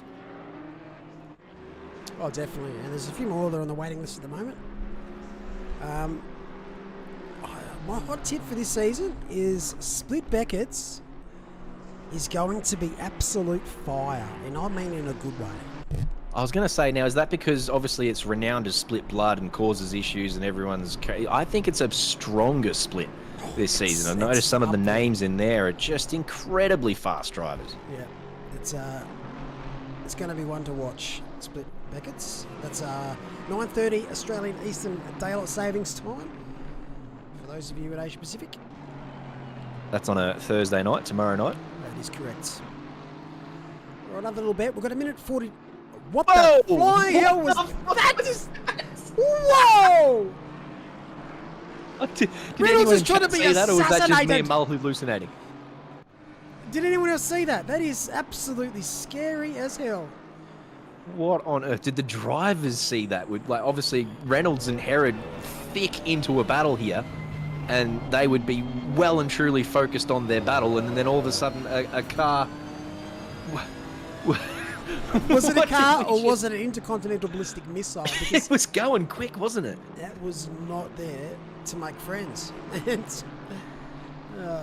effing chat. Usually disconnects do the submarine or the fly off into the sky, but they're always traveling at basically the same pace they disconnected at. It was clearly a disconnection there, but that car was flying along. Yeah. I've been watching the track map to see 152. It's Chris Withers. Oh. Whoa! Whoa! What are you driving, Chris? What is Where happening? we're going, we don't need roads. Oh, is he going to the pits or not? Chris, Oh, stay no on one- track, goddammit. He seems to be intermittently rejoining, and it seems like he's continuing on. So I think this might be a bit of decent because he seems like he's got the car under control. Every now and then we pop back to him on the racing line. It looks like he's under no issues whatsoever in his own world, but we are seeing something really odd there from Chris Withers. That is absolutely terrifying. He's definitely... The DeLorean has come to a stop and he's put it in the pits. I think he might have been tapped on the shoulder saying your connection has departed Earth. So unfortunately there, Chris. Wow, though. Wow. I can't believe... Why would the game backflip his car? Like, normally he just continues on from where it was last, but why would his car backflip? Yeah, I've never seen anything like that. And as I said, for Reynolds and Herod, who were in battle, Reynolds has gone past Herod now and made that move up into P7, but they were in the midst of a really hot battle and had been for a lap or two, so their focus would have been purely on the car in their mirrors or in front in terms of Reynolds, and then all of a sudden... Out of nowhere. But final lap here, Jean-Pierre Sneakers. He managed to snag the win in every single race in this split last season. He didn't start on pole position and his brother was leading for most of this race, but he's nailed his pit stops. He stayed out of trouble and he's going to pick up another win for Split Sunset. So I'm not trying to curse, I'm trying to call the end.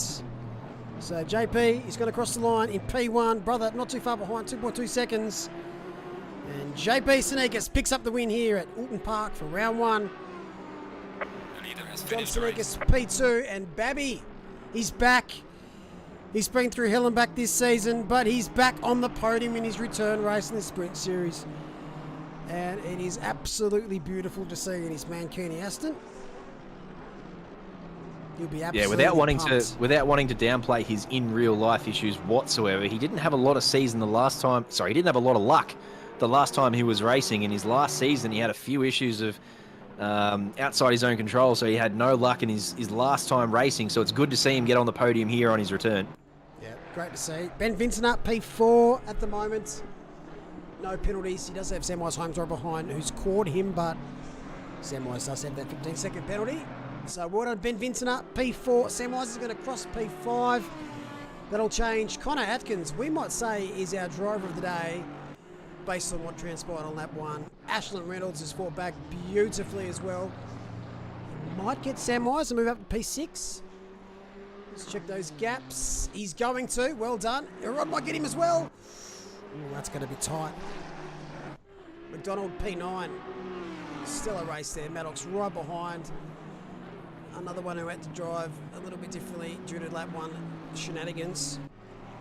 Glover is going to be P11. I think those guys should hang on to those spots. Joshua Stroll up to P11. Well done, everyone who managed to stay out of trouble and those that had a good recovery drive. And that is round 1, Oulton Park in the books. Yep, great return to the Simrigs Octane Online Racing Sprint Series. Very entertaining. Very pleased with that as an opener and to whet the appetite for the rest of the season. Absolutely. We've got a few people returning next week. A couple of drivers didn't have Oulton Park DLC. If you've got ACC and you've had it for the however long it's been out, you probably should have the content by now. Honestly, the first 5 people who drop me a DM, I'll buy it for you. Oh, that is... You're a sweetheart. You heard it here first. First 5 people to drop a DM to Jamie Conboy. He'll purchase you the DLC. Wait for the race just to tick over. It won't be too long.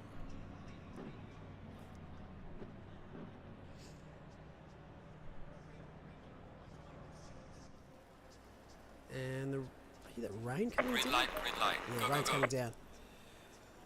Alright, so looking at the final results here, Jean-Pierre Sneakers picks up the win from his brother, Jean Sneakers. 2 seconds separates them. Michael Babb, P3. We move over to Pro-Am class.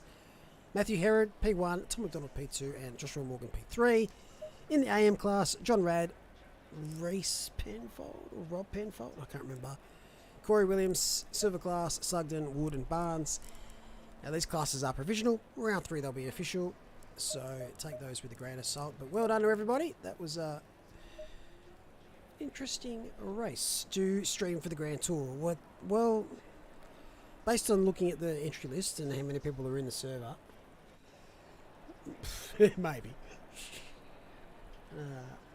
But yeah, if anyone's out there and just sitting in their sim rig or whatever, I've got pad out, I want to race, jump into the Grand Tour server. What are you going to be doing now, JC? I am predisposed, I'm afraid. So I will have to miss out on. I can't even get in the chat, unfortunately. But maybe later on in the season, I can sneak in there on a Wednesday night. Awesome. Again, big shout out to Simrigs. Make sure you head to simrigs.com for all your sim racing needs.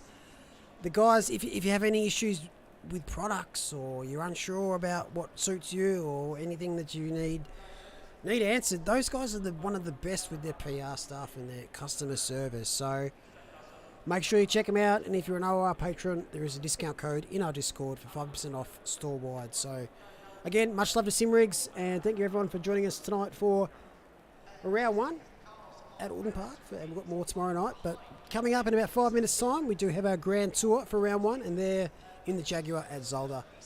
JC, thank you for joining me tonight. It's been an absolute pleasure as always. Absolutely, mate. Thank you for having me. Good to be back for the Simrigs Sprint Series for another season. Love your chat. We will see you tomorrow night. All right, we're back in 1 second. I'm just going to go quickly sort something out.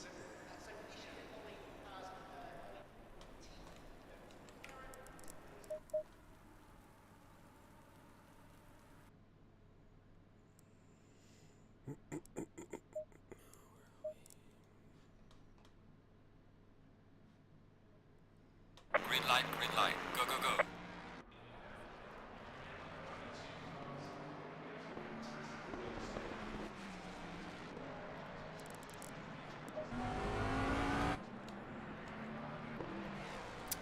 Alrighty, welcoming us into the commentary booth for the Grand Tour is the magnificently beautiful Tom Maloney. How are you, sir?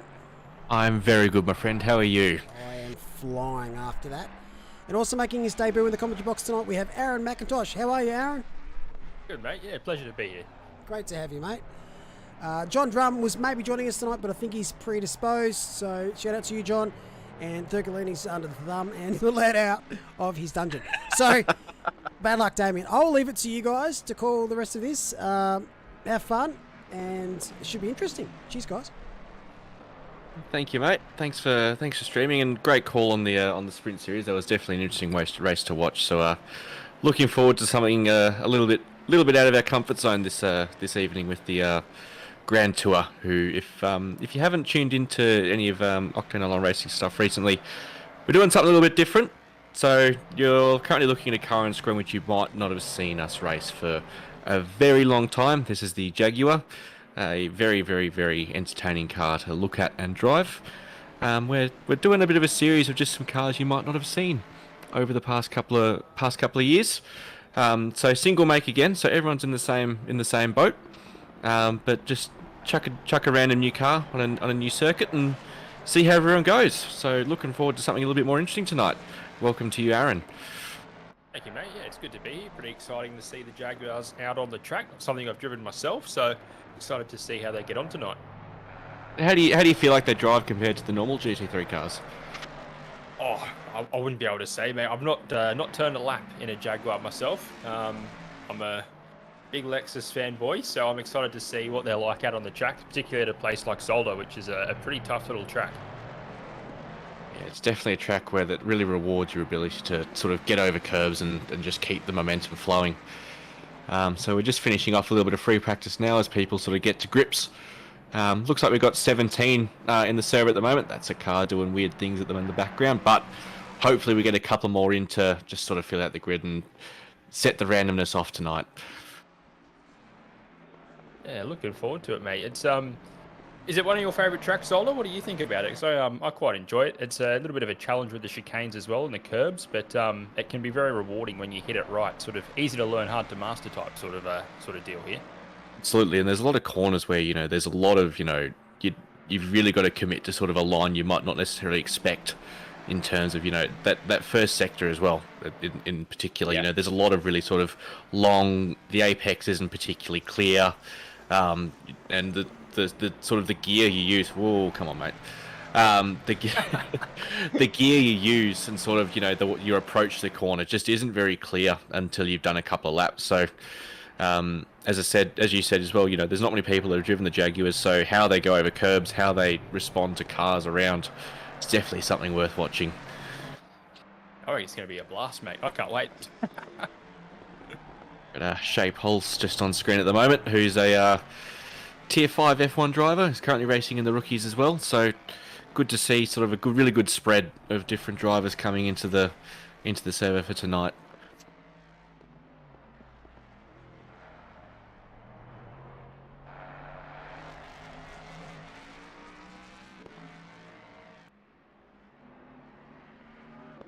Who would your money be on, mate, if you had to pick one out of the bunch? Well, Corey Sweet and Mr. Raschuti are always well and truly up there in the Sprint Series, and I think that's definitely one of those series where you will know who's fast, and they're just consistently fast over and over again. So they'll definitely be up there. My money's on Jesse McLean for a dodgy rejoin. He's definitely very good for one of those. I'm quite new, so I spent a little bit of time earlier in the year. Here we go. Here's one coming up right now. No. There we go. There it is, right on cue. But yeah, for me, it's just sort of about learning who's who, what's what, and getting the grips. But yeah, it's pretty awesome setup in Octane, so pretty happy to be a part of it, and just happy to come in tonight and chat nonsense. Definitely, mate, definitely. So, call's definitely still open for anyone else who's interested, who might have just done the sprint race there. Come on, Jesse. Might have just done the sprint race. Come in, just have some fun. It'll only be a short race. Come in, see what you can do. And if you don't enjoy it, you don't have to do it, because it'll be a different car next week. So, have you driven the Jaguar yourself? I have not. No. It's a total unknown for us then up here as to what the drivers are going to be experiencing tonight. Very, very pretty car, though. I am a fan. It does look nice. Yeah, it doesn't look like a very big car as well. It looks quite nimble and agile, and I was actually sort of thinking it might be a bit longer, a bit more in line with the Bentley, but yeah, it looks quite nice. Sweet little car.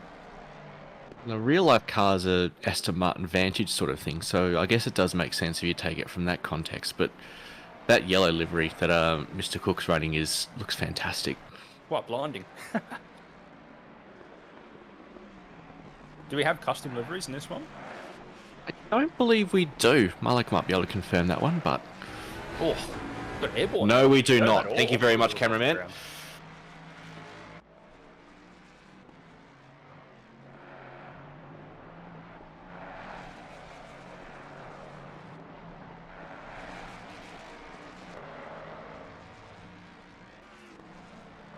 Yeah, we've got 17 in the server now, just all getting themselves warmed up. We're coming down into the hairpin now at Zolder, which is probably one of the best passing places on the track.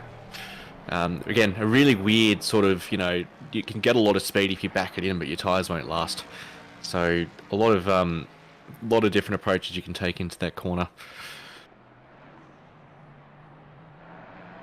Which turn was that one that you just mentioned, Tom?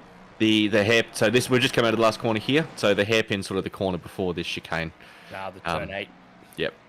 I don't go by numbers.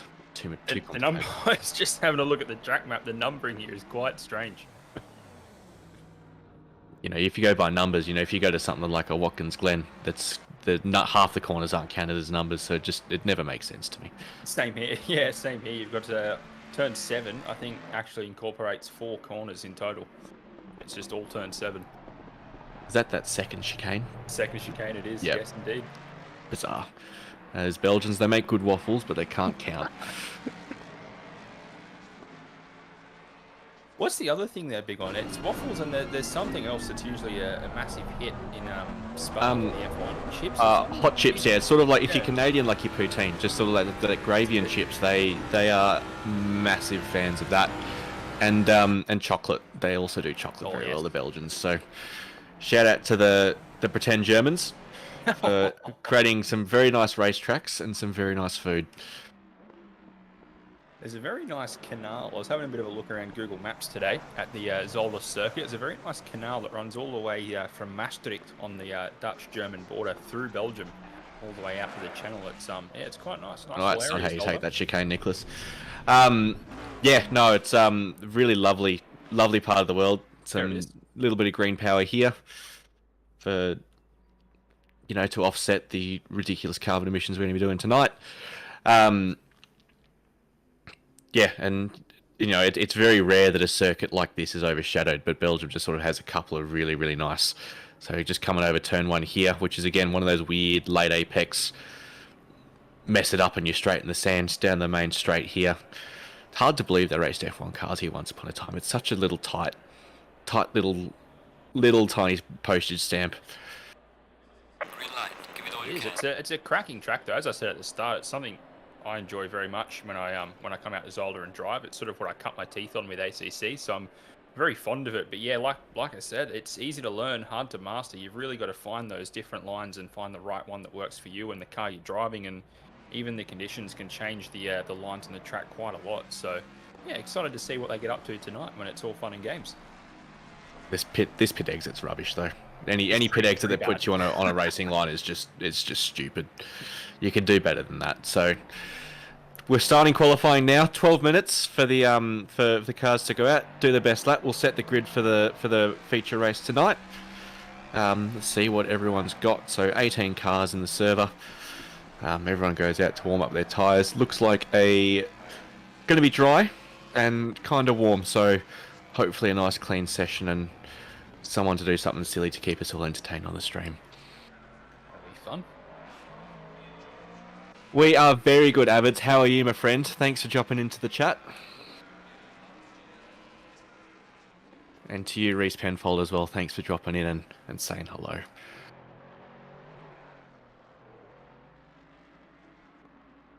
George, that's Bender's role. Global Care Clinic. Is that our new sponsor? Excellent. Love to see it. Medical sponsors are always a good thing to have. Oh, that's a nice little motocross track. Yeah, get around that. Motocross, BMX. Where's the waffle stand, Mel? We got one?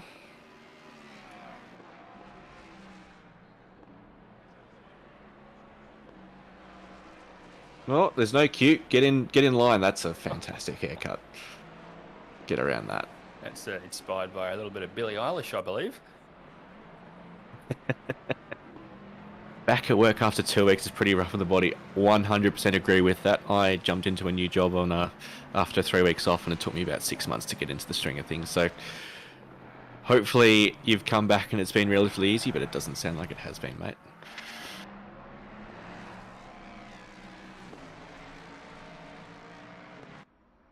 So currently watching Mr. Glenn Germain, one of the wonderful assistant admins of OOR, sort of warming up, getting his car nice and ready for a lap, coming through the hairpin. Again, we watch someone in the background do something a bit weird, but coming down into the last chicane. If we go on board, why don't you take us for a lap, Mr. McIntosh? Let's go for it. So here we are, Mr. Germain, starting a lap of the Zola circuit here from Belgium tonight. To start round 1 of the Grand Tour. Accelerating his car down the main straight, across the timing line. He'll look to the left of the track, try and pick his line through turn 1. He's just missed the apex a bit, so he'll try and hook it in. Shake that one off and continue on. Through turn 2. Can be a bit of a late apex. You can use the curb or you can stay off it if you wish to. And then through turn 3. And in quite a fast corner here. I think it's a lot faster than you might realise, but you've got to be careful. There's very limited runoff on the exit here of turn 4, just the curb, and if you're over that, you're in the kitty litter. And then my favourite part of the track here, the turn 5 chicane. How much curb does he take here? Let's have a look. Flicks to the left, avoids it. Nailed it through the right there. Looks very smooth, very stable. The car's not juddery, bumping around. This is turn 6, flat out. And then heavy braking. The turn 7 chicane. It's a total of 4 corners. Gets right up on the curbs there. Looking nice and steady, nice and smooth. You don't see a lot of correctional steering input. Up the hill, through the left-hander, and then heavy on the brakes once again. Will be the turn 8 hairpin here. And he's looking very, very well put together throughout the course of this lap. Very steady. Trying to get the tyres in the right operating window, which is ever so important in these GT cars. And just one more chicane for him to navigate here. It's turn 10. His mark's beautiful, and you'll get on the power. Want a hint of oversteer on the exit, and that's a lap of the Zolder circuit with Germain. Shout out to Corey Sweet for doing a 29.000. It's always nice to see a lap time with 3 zeros on it. That's pretty. I don't think we'll see that again for the course of the evening.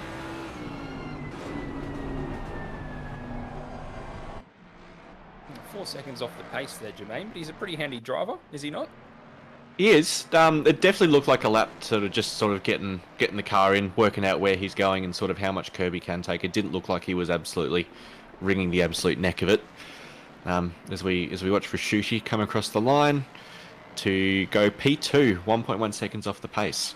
So Corey's also improved on his second lap. So I think the tyres are taking a little bit longer to warm up this evening.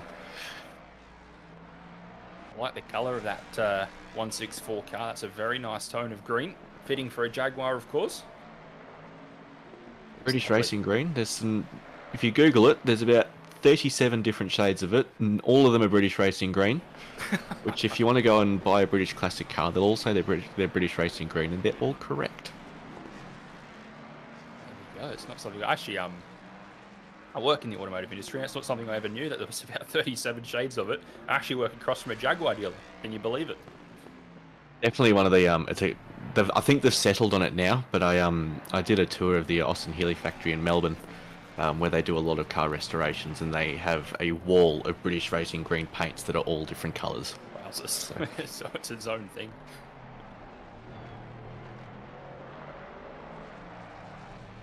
Currently following Ali Khairudin, who, having just recently jumped in the serve, is probably also a very, very good shout for pole here. He's been remarkably quick. Did very, very well in the Spa Enduro that we've had recently. And he's also been particularly rapid in the Sprint Series as well. So looking forward to see what he can put together tonight. He goes P3 on his first effort with a 1.6 seconds off Corey Sweet. Corey did improve just under 3/10 there by the looks of it. He's gone down into the 28s. First driver tonight to hit that mark, 28.6. It's pretty quick. Yeah, Rashuti's gone again quicker as well. So I think that second and third effort is definitely where the pace is going to be tonight. Let's see what Mr. Cook's got for us, and if he's on a hot one.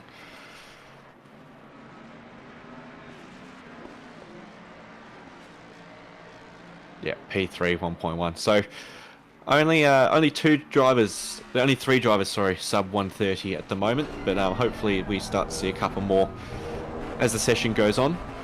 As Herod here is really, this is what I mean by sort of really fanging it around. You know, it's not one single sweep into the corner. It's a couple of stabs at it. Let the rear go, bring it back in.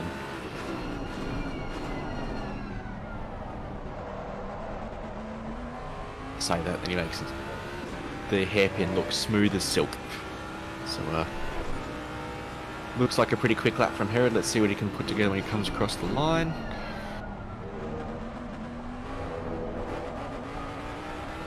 Plenty of curve there in that last corner.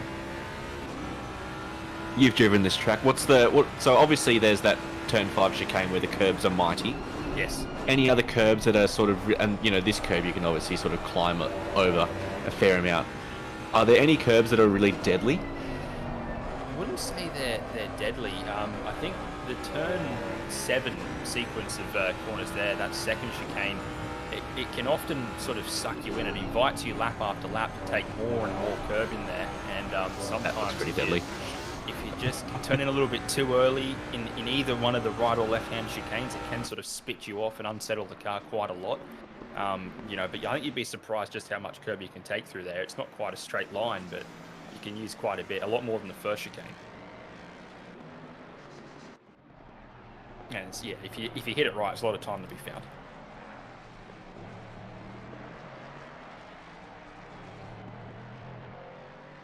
Following Mark Witchell for Mojo Racing, car 74. Currently P11. We'll see if he can jump into the top 10. A couple of cars have come into the pits.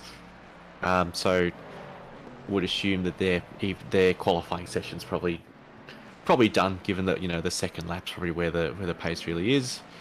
Yep, Witchell comes in the top 10, 2.6 seconds off Corey. So let's see if he goes for another one. But he's completely missed the apex at turn 1. So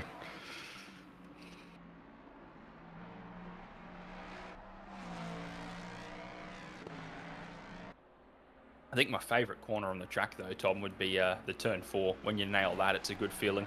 And he is now just coming through that corner. yeah, definitely. It looks like one, you know, there's obviously sort of one groove, but it's also, because it's so quick and, you know, there's not really sort of much geography around to sort of base your turn in, base your braking off. You know, it's really hard to sort of work out how to take that corner reliably. Indeed, yeah, indeed. But if you get it wrong, like I said, you're straight over that curve into the key letter, and it costs you almost a second going into turn 5 if you were all 4 wheels over the curb there.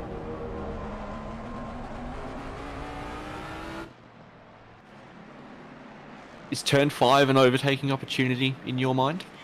Oh, in my mind, yes.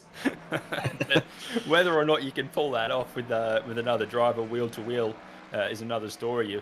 I think you're almost always going to bang doors unless there's a lot of cooperation. But a short answer, yes. Excellent. Let's hope for some nonsense in the race. There's some nonsense in the background of that shot right there. Go on board with Jesse McLean, who's currently leading the Formula 1 Legends Series Tier 3 Championship, which is a mighty effort from him. So leading that by a very small margin, so we definitely look forward to watching him continue his successes in the Grand Tour. Mac Daddy. That's not how you take that chicane, Jesse. Come on.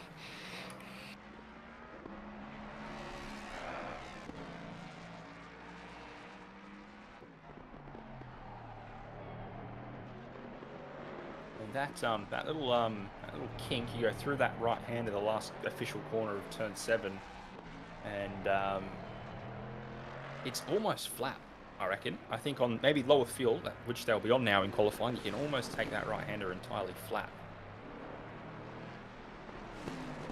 Is it one of those ones where it's flat if you absolutely get the turn in right, but otherwise it's just, there's no point, don't worry about it? Yeah, I think so. Yeah, I mean, if you're sort of a little bit offline, you might need to play with that throttle a little bit, maybe get the right sort of rotation. But for sure, if you nail it first time with the turn in, yeah, you can even use the curb and get yourself absolutely flat to the floor through there, which is always fun. But again, track limits on the exit can hurt you quite a bit with the lap time. So come to follow Rashidi, who's completing his final lap and looking to make a dent in Corey Sweet's comfortable lead at the top of the standings here in qualifying. Get down to those 128, see if we can get someone else down there as well.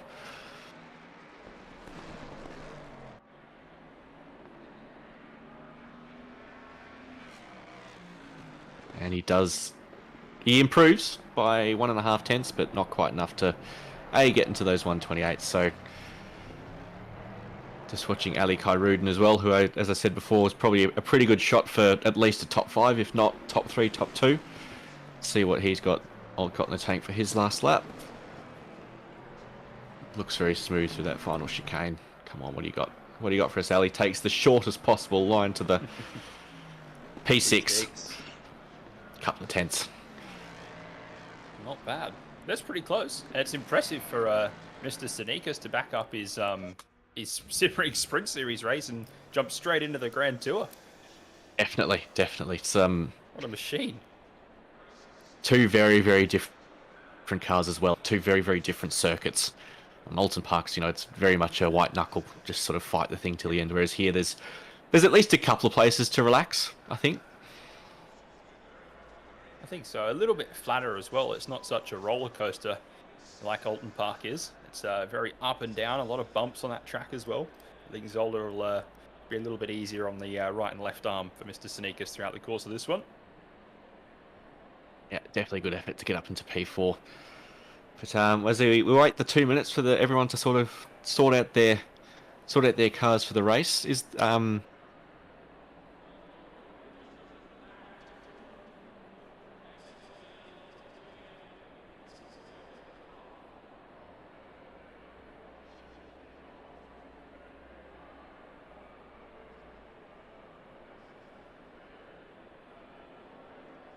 So we've got one mandatory pit stop for this race, which I believe you have to take tyres in. So definitely a little bit of pit strategy. If you take the lap so short here, if you take a pit stop, you can end up in a little bit of blue flags. So definitely one where the undercut's probably not as available as it is at some other circuits. So we'll be seeing a lot of overcutting, I think, trying to see how far you can go before you have to take a stop.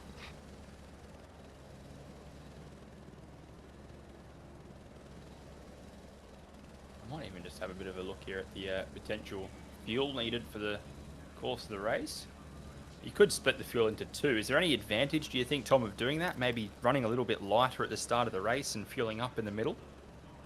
The pit stop is sort of time limited by your tyres, so there's no real reason not to, other than sort of having to think about it if you do need to change your strategy in the middle. But I haven't driven the cars. I don't know if there's a benefit to running a little bit lighter. Some cars do like that little bit of extra weight in the rear, but I wouldn't see any reason why you wouldn't split the fuel and try and do, if not 50-50, 60-40 or something along those lines.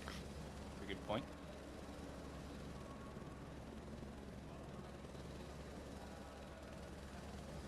Of course, I would have no idea what the Jaguar's actually like on its fuel, to be honest. It's a big British V8. It'll be rubbish. Yeah. How they go.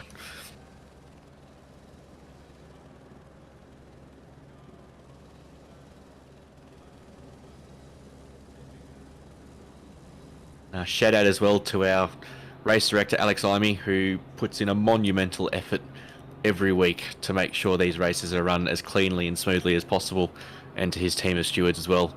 Tireless volunteers, so shout out to you guys as well as we start the formation lap for the first Grand Tour event of the season. See how much work they put in their tyres to sort of get them up into a groove. A hard thing in these cars on the opening laps to warm up the tyres, get them in the right window. I come mainly from an F1 background where it's a little bit easier to get the tyres heated, but in these GT3s, GT4s, it's a whole different ball game. And same thing with the brakes. It's quite amazing the work that you need to put in to get the tyres where they need to be to properly go racing.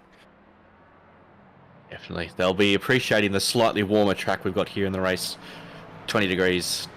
Ambient 26 degrees track and looking like a dry race. So Bender, George, all of you guys doing rain dances. You have failed us miserably. Try again next week.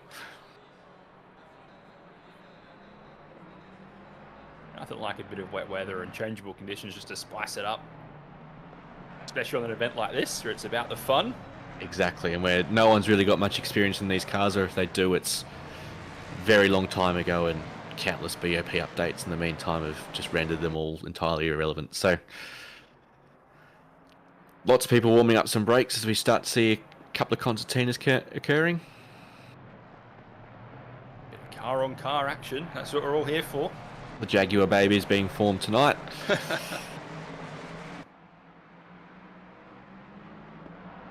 There's a couple of shades of British racing green at the front there, Tom. Exactly. Although I think that's more. Actually, no, that's not. That's exactly what I was talking about. There's well and truly more than way to skin that cat. That's a Jaguar pun.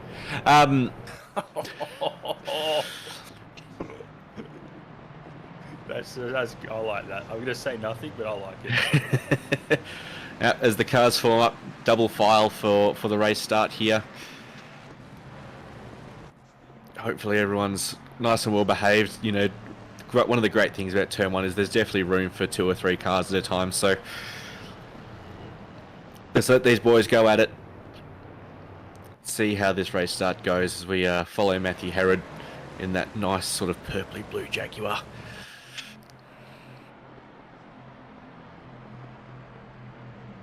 Green light. Go, go, go. And off we go.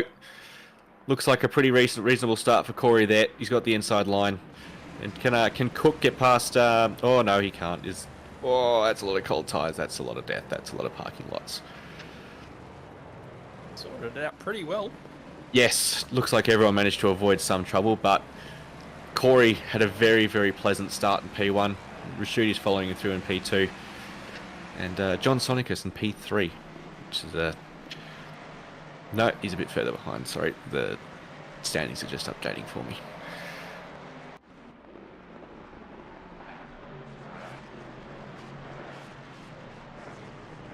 I think everyone's learnt their lesson from Turn 1 that Turn 5 is probably worth just settling down a little bit, making sure they can actually get through it. It's a pretty even getaway for most of the cars. Just a couple of vehicles there in Turn 1 just got a little bit of a snap oversteer and just gathering it up. There was a little bit of contact and one spinner, but all in all, it was a pretty clean getaway. Yeah, definitely. I can only see really 2 or 3 cars that are probably out of position relative to where they started. So good to see everyone still pointing in the right direction. As we go on board with Vintner in P9 here, chasing down Witchell. Your man there is it Ali in the 7.32 Jaguar. He's up to P4 already, so a good early start for him, making up a few spots off the line there. Yeah, definitely saw some opportunity to A, get a good launch, but B, sort of fight his way through what was a couple of cars that were threatening to point different directions. So that we're on board here with Gutierrez, and Shea Pulse, unfortunately, has had a bit of a spin just after the hairpin. Here's Corey Sweet with those bright orange wheels on that Jaguar. Currently being chased down by Rashuti, who looks like he's able to keep up. And Mr. Herod in P3. Couple of car lengths behind. Just keeping them all honest and making sure everyone's fighting the same battle.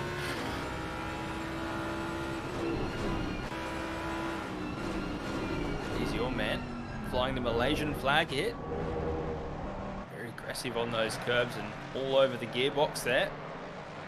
Of the 450 car of Herod. Maybe turn 8 hairpin might be a chance for him, Tom. No, I think you got to be a bit more alongside than that. I think the braking distance there is so short that you got to really. But here's an opportunity here into the chicane. I think if the slipstream's enough for him, he's having a think about it. No, he's just poked his nose on the inside, and it's close. Herod's smarter than that. He knew he could just take his own line because Ali just did not have sort of enough of a car next to him. But we're having a look into Turn 1 here. Herod's looking for the switchback, but Ali's just parked his car right in the right spot, and now we'll see if John Sonicus can capitalise on sort of, and Herod being held up a little bit by that really nicely executed pass from Ali. Just really put his car in the right spot. Exactly, yeah, precise car placement there. He got down the inside, and you saw Herod looking for that switchback, and Ali just took that opportunity away and bullied him out of it. So yeah, textbook move and a great pass to see him up to P3. You can see the boys in front have really just sort of flown away from these guys, just as a result of that battle, as Herod makes a real meal of that chicane, has to collect it all back up, and John Sonicus just swings around the outside of this chicane, goes a bit deep, cuts the chicane a little bit, and Herod holds on to that position. He's really fighting that car, really fighting that car. It looks like it really doesn't like doing anything other than the optimal line, this Jaguar. Still they go door to door, wheel to wheel. Quite the battle there. It looked like he was just about job done, but then the car sort of top and bottomed on the curb, got unstable, and still wheel to wheel into the final chicane. Finally there, Sneakers gets the move done. That's good stuff, Tom. Good early battles. Definitely. It looks like Herod's really wrestling that car around. Whether that's, his tyres aren't up to it, or he's just sort of pushing harder than he probably feels like he needs to keep that pace up. Not really sure, but good to see a lot of respect between the two guys as well. They could both see that they're all both fighting. That is a spinning Jaguar of Mr. Graham there. I believe it's 9 spins you're allowed tonight, because as they say, cats have got 9 lives. Yeah, okay. I'll see myself out. Side by side here into the turn 5 chicane. I think Gutierrez quite wisely backs out of it, but Graham went a little bit deep, and everyone's trying to carry some cars up, and Gutierrez just flies straight on through, passes past both of them. So these cars looking a bit more of a handful than I might have expected them to be. Hard to know if that's just a lack of practice, or if it's just that's what these cars are like. Doesn't look like they particularly like mounting a lot of curb through the chicanes, which is always difficult at Zolder, because as I said, they'll lap after lap invite you to go more and more over the curbs. But yeah, the Jaguar's not really looking too settled if you take an inch too much curb. Obviously the flat parts are okay, but it's the raised curbs through the chicanes that are going to give them the most drama.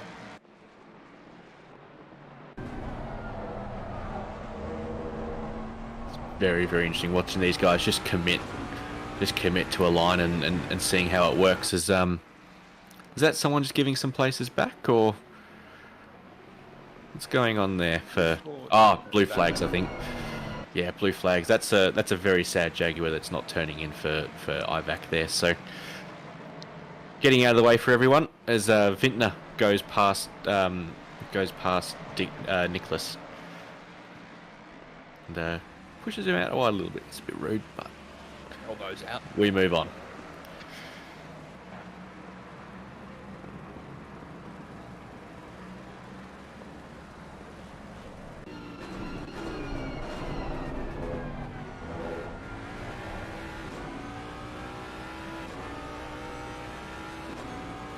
A member in the chat asking for the car audio to be turned up. Apologies, Tarkman. It is JP Sonicus. That is Gutierrez. Gutierrez making an absolute meal of that turn 7 chicane.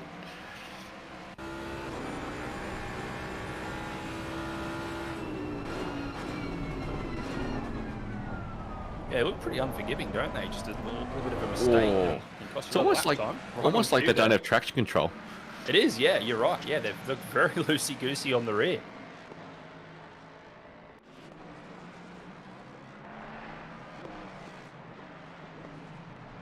Even just there, just looking at that blue Jag there, just ahead of who we've got here,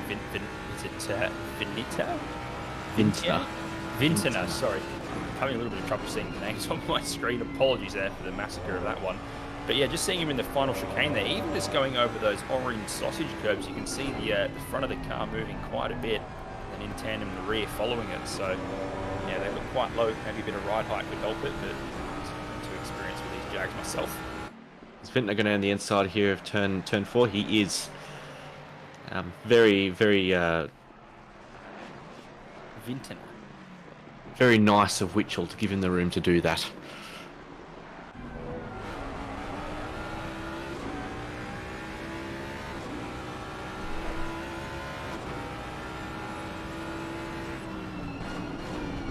Sizing up a move here on Graham. Closed in initially under brakes, but just maintains his spot in P9 for the time being. But looks like he's got some pace to burn here through the Exodus 7. On down towards the hairpin. Could be an opportunity for him here. He's shown the outside. It's a hard place to go around the outside. Let's see what he makes of it. And you get the exit, the switchback on the exit. He can. Definitely got a better run out of here. But that slipstream looks powerful. It just looks like Taylor's got so much more confidence under throttle as he dives into the pit lane for his pit stop. So we are seeing some pit stops now. Obviously, Gutierrez came into the pits to repair some damage from his little shunt at turn 7 before. Oh, Chen. Speaking of shunts at turn 7. Dear, oh dear. I wonder if he's actually lost that off the curb. He looks to be alone. 21 car of Chen. Maybe just Yeah, took definitely too much looks like curb, it. And got him into the barrier. 57 as well has had some trouble at... Oh, dear. There's a couple of cars here we go. Now the shenanigans begin. Oh, yes. And we've got a bit of a replay here for of what sort of started all this off. So Oh, didn't like the curbs there. Have we got a rejoin? If we've got a rejoin, yes, we have entered OOR folklore with that rejoin. Jesse McLean, eat your heart out. that sounds like Jesse McLean might be a... Do you want to enlighten me on the story behind that? Renowned for bad rejoins? A certain incident at our Paul Ricard event that was held as a fundraiser for the great Michael Babb, who was going through some health issues at the moment. Jesse at turn 1 had a bit of an oopsie-whoopsie and decided to rejoin the track straight in front of someone after waiting for 3 other cars to go past. So he knew what he wanted to do, didn't quite pull it off. Hey, we can't pretend we all have Story of his there, life. right? Oh yeah, we've absolutely all been there, but his was on stream, so he gets to hear about it.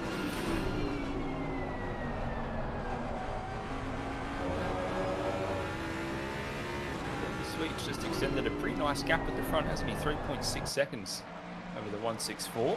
Absolutely, and the front car's just looking a little bit rarefied here. So Corey's got 3.6 over Rashuti, and Rashuti's got 4.7 to Ali. So everyone's starting to spread out a little bit, and JP Sonicus, as I've been corrected, is sort of just hunting down Ali a little bit, just keeping him honest, making sure that he's not making too many mistakes, and keeping himself interested. I'm impressed by the men's ability to go straight out of a sprint race into another lobby and just keep going flat chat in a totally different car, totally different track. It's some talent there. Definitely, especially winning that sprint race. Yes. Fantastic to see. Great result for Kovacs having a 1-2-3. So good to see the season starting off well for them. As we go on board with, again, one of our esteemed commentators, Mike Crick, who is also screenshot extraordinaire.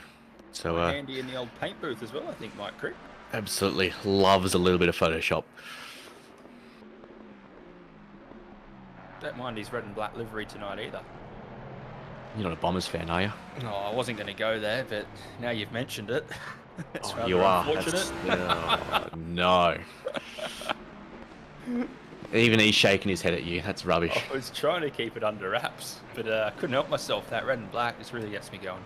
There's a CEO job going begging if you need one. Wouldn't mind. You might last longer than the last bloke too. Yeah, well, that's short-lived. Went to Melbourne for the first time in April. It was a very impressive place.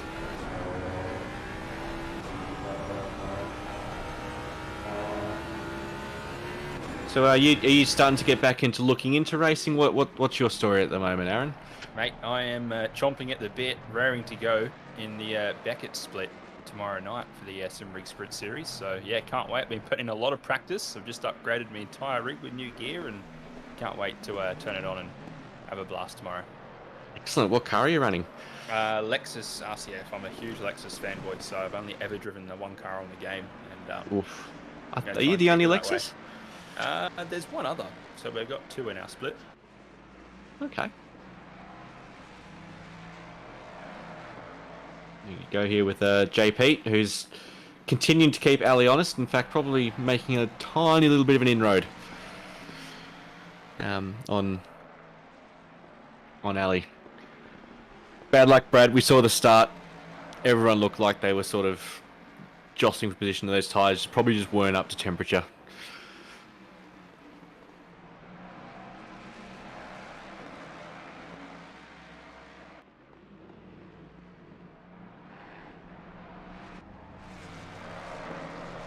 Of course, if you haven't already, Octane Online Racing running a lot of... they're just starting some new seasons of some Assetto Corsa Competizione Sprint Series. If you're watching, keen to find out a bit more, subscribe to the stream, subscribe to the channel, follow it. There's definitely more races to come. Get an idea for what we do and join the Discord and get yourself involved. We've got some stuff for rookies, stuff for guys a bit more experienced, stuff for everyone. So get involved. We'd love to have you around.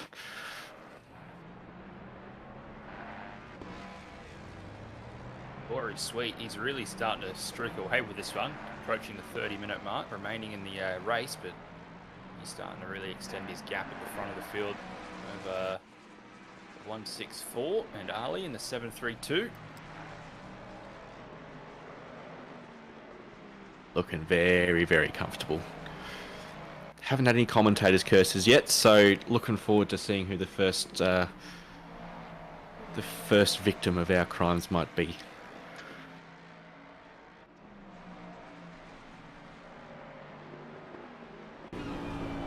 Really starting to hunt down Ali now in a second.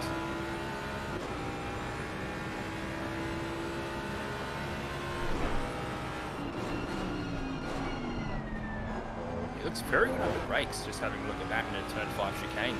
Jean-Pierre.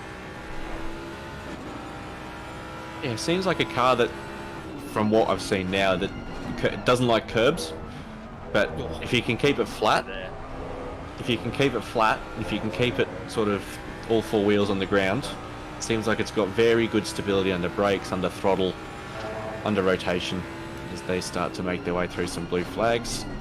That is an unfortunate time to approach some blue flags.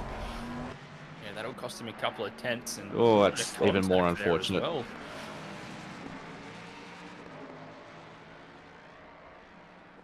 Bit of livery on livery there. They're matching.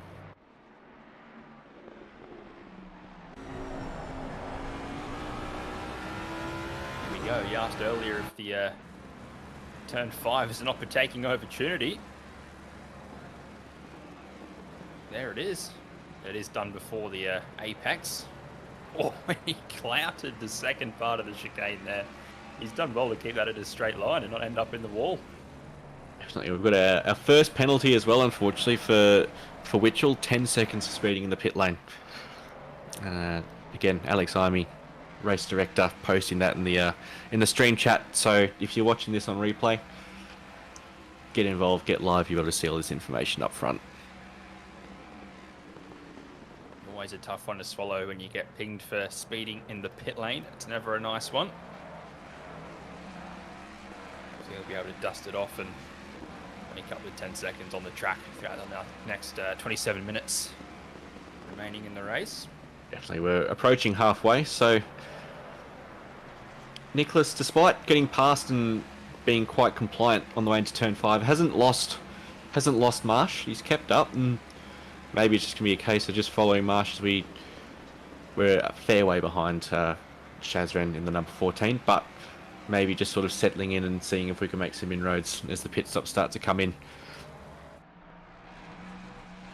Yeah, you're right. He sort of gave up that position to Marsh into the braking zone of turn 5, but he's kept with him pretty well, sort of regrouped, maybe an earlier error. But yeah, he's chugging along nicely, and he'll keep his hopes and dreams alive for a top 10 tonight for sure. I think I saw an indicator flashing on his car, so maybe it was a legitimate let past and he hasn't turned off his indicator yet, but... Whoa, that's not how you take that chicane. Well held. Well held. That is a cone. That is also a cone. Someone has hit 2 cones. Are we going to see another cone? Yes, we are going to see another cone. Woohoo. So are those 3 cones from the same place? That is, yeah. Oh, there he is. Commentator's There we curse. go. Commentator's there it curse. Is. I think it was sort of a commentator's curse, that one. And another cone. So, cone cam. Produced. Cone cam in full flight tonight. How's the resolution on that cone? Way too many pixels. Way too many pixels on that. That's wasting performance. Impressive. Shout out to the texturers in ACC. Surely we round them up and get them up on the podium. Instead of trophies, we just give them cones. That'd be iconic. Or maybe not. Build a cone with some Belgian treats. So Nicholas looks like he's had some damage. So we'll come in and serve his compulsory pit stop. So at least he's not wasting a pit stop. He's not serving a pit stop. He's going to keep going. But that bonnet looks pretty sad.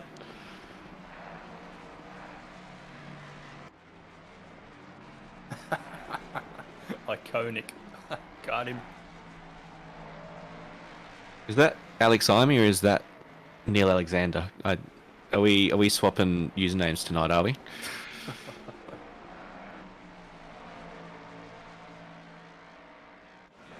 The gap's just back out to 1.1 between Ali and Jean-Pierre. 1.2 now as a timing update, so see what he's got in the tank, maybe just nursing his tyres. It's the sexy one. That clarifies nothing.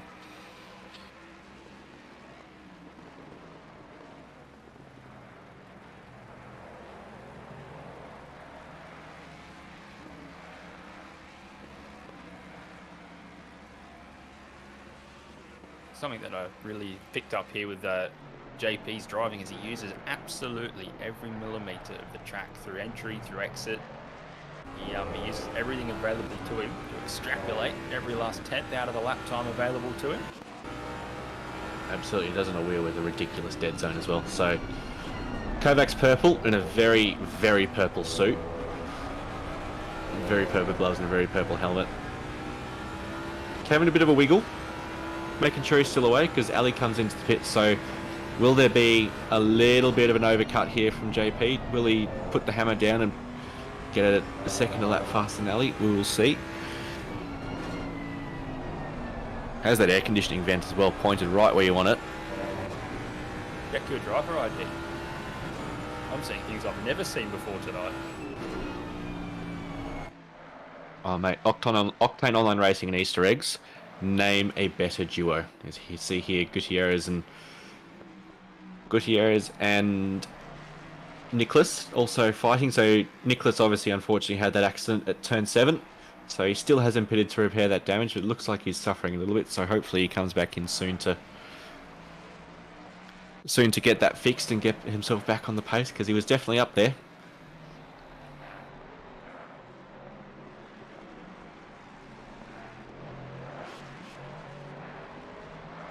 Is it John or Jean-Pierre?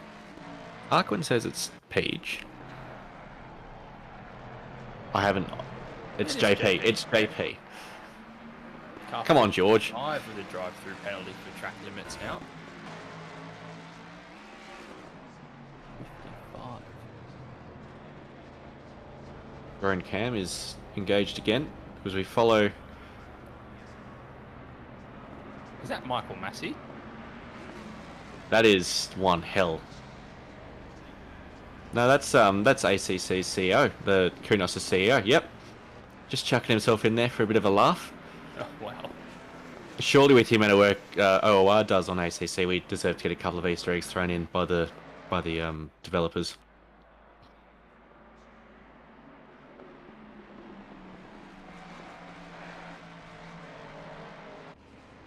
So Ali leading the way of the cars that have come in to serve their mandatory pit stop for tyres. You think the undercut could be quite beneficial here, Tom? I was saying the overcut, because with you know, your pit stop is 30 seconds plus your pit lane traversal, you're quite likely to get stuck in traffic. I know we've only got 20 cars running, but you're still likely to get stuck behind, and it's not a circuit that's easy to pass on. So I reckon it's the overcut, sort of just, you know, if you are stuck behind and can't pass, let the other person pit, get into traffic and lose that time. Gotcha. So this may really play into JP's hands then. He was only 1 second behind, so he could find that time now with a bit of clean air on the track and maybe perform that overcut. It's going to be hard for him, I think, to eclipse Sweet in P1. He's been quite phenomenal from start to now. And a sweet performance from him. I was refraining. Phenomenal. I took every sinew in my body not to say it. Nah, you got to do it. You've got to do it. You'll get abused, but you got to do it. We're following Chris Taylor here, who's following Vintner quite closely, keeping him honest. Nice little board camera that we've got here, just over the bonnet. Takes a very narrow line there into turn 2, but he surges a little bit closer to Vintner. Car length behind him as it stands. I'd really like to see someone go for it into the chicane. Definitely some people that drive in bonnet cam. Yes, I started actually my sim racing career using bonnet cams. Even if you could place it on the actually on the roof above the windscreen, looking down, that was quite an abnormal one that I used in my early days. Like that, this? yes, Yep. like that, precisely. That brings back memories of. Whoa! Oh, gee, That is was not gonna suboptimal work from out. Chris. Oh, Complete. they meet in the middle. That's great. They're actually almost synchronizing everything they're doing right now. Hitting the wall together. How good is hitting each other online together. racing? How good is online racing? We're gonna replay here. So, I think Chris just misses his braking marker by about 10 light years here, but Buzz light years? sure. Yeah, missed it by a mile. And to be fair, there was nothing really he could do once he had missed it, and he really couldn't see that car, but that's so funny. And look at this, they even... Oh no, one guy actually kept himself out of the wall. I thought they even hit the wall together. I think we're going to add that to the intro video, surely, Mel. We're here with Ali, who has... JP has jumped Ali in the pit. So as I said, He called it. just that ability to sort of not pit, keep going a bit longer, keep that pace up, not have to warm those tyres up after a pit stop.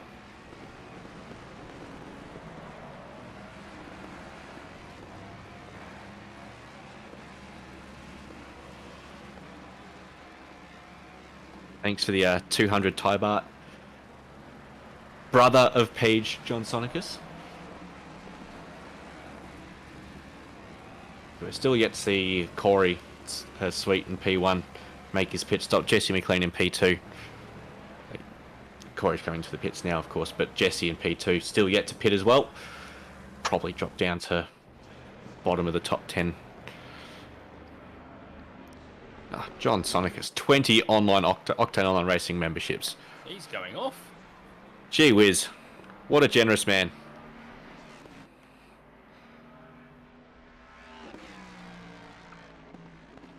Dropping some bank.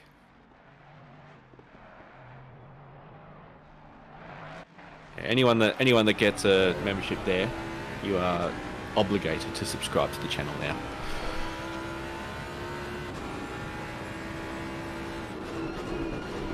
Be interesting to see now if Ali can again make inroads on Page, or if this is sort of where their pace actually was and it was just sort of qualifying, settling in as we make our way through some blue flags.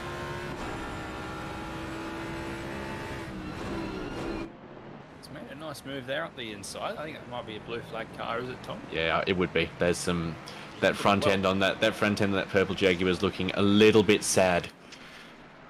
You never like to see these beautiful cars get damaged, and that's not what you want. No, he's got some problems there on the front end of that one, as you mentioned.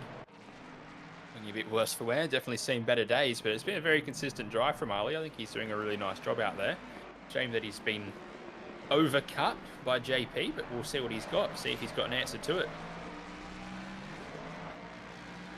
Vintner here defending from Witchell, who's got 20 seconds of penalties, so probably not going to make too many of those seconds up with 16 minutes left in the race to go, but it's never worth just settling. Seeing what you can do is always the option in these sprint races. Exactly, I think it was 15 minutes to go, especially. You just got to try and get your tyres in that right window and absolutely go for it. Why not? Nothing to lose tonight for these 20 drivers. 110's looking good. You got into that hairpin nicely. Ali jealous is the Jag better than the boat he has to drive tomorrow. Is that how bad the boat is now? I'm assuming you're talking about the Bentley? Yes, the Boatley. The Boatley, okay. Much to learn I still have. Used to be an absolute brute of a car, but it's been updated into oblivion, unfortunately. It's always funny watching a car that looks so big and unwieldy and do so well sometimes. Much like that Lexus. I always think the big cars should be great over curbs, but sometimes they're absolutely not.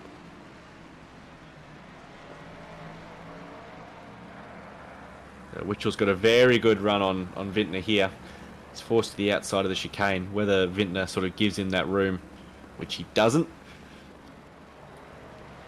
Can Witchell use that outside line to get a better run? No, he can't. So settle in for another lap.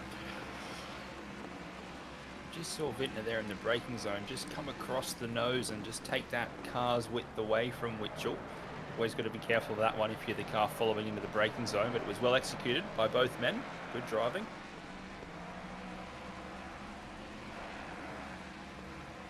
It's got to run here, Witchell. Didn't notice, but Page actually did the fastest lap as part of that overcut. So the pace was there, the track position was not. Some more time up for you, Tom, in the chat. How long does that buy me, John?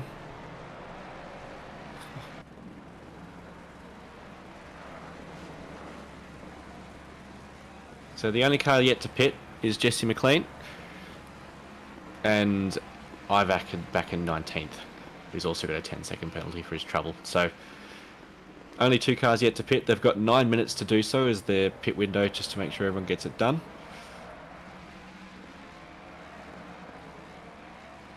What it really looks like Herod here, wringing the neck of his 450 Jaguar in pursuit of, is that Cessna?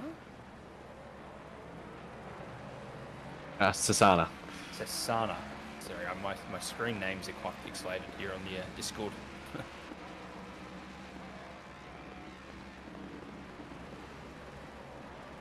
I'll have to study for next week, mate.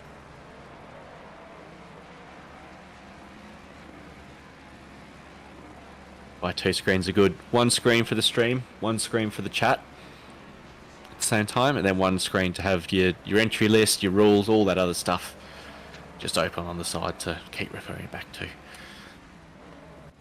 How many screens do you have? 1 screen for stream and chat. I run them both at the same time. Right, you're on both. Gotcha.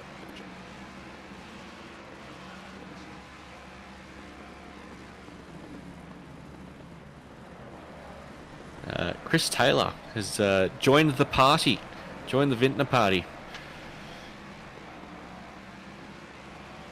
Hello, Ruggrass. Welcome to the stream. Just made it in time.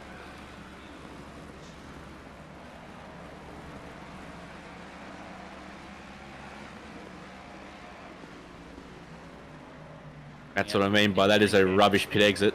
Yep. I think that's Jesse McLean who's been spat out right into the middle of this very hot battle. So now it's a 4-way fight. Interesting little sandwich for these 2 men that they've found themselves in. See how Jesse on those cold tyres, but it looks like Witchell's been held up. Taylor hit the sand there, that'll cost him.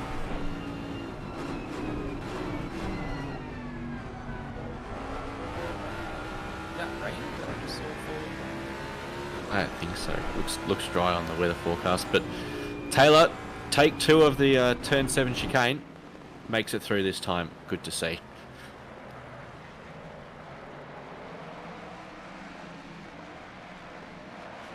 No, Corey takes the purple lap back from Page.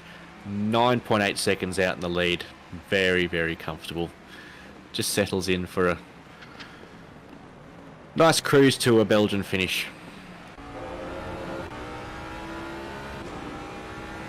nice cup of tea and a couple of waffles in the cockpit at the moment.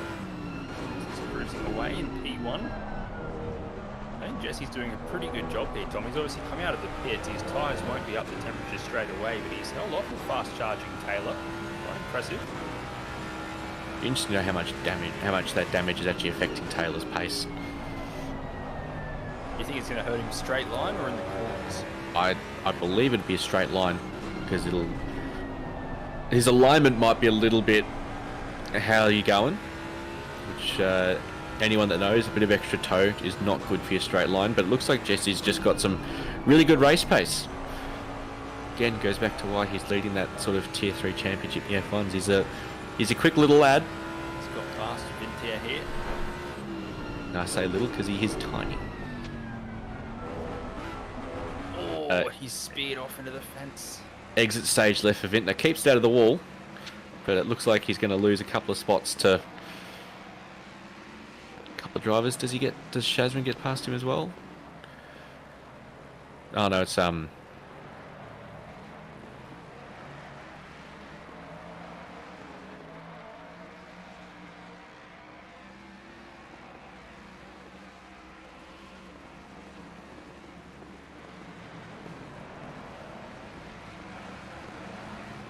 No, in the middle of the pack. Yes, really good to see. Always, that's the great part about sort of single make racing is everyone's on a relatively level playing field. As someone goes very, very deep, probably trying to get out of the way of everyone. Nicely done, but you know everyone's on a level playing field. It's all 98% skill and 2% car setup. Anyone that's really skilled in car setups can fight me, but that's sort of where these cars are at. There's not too much room to move.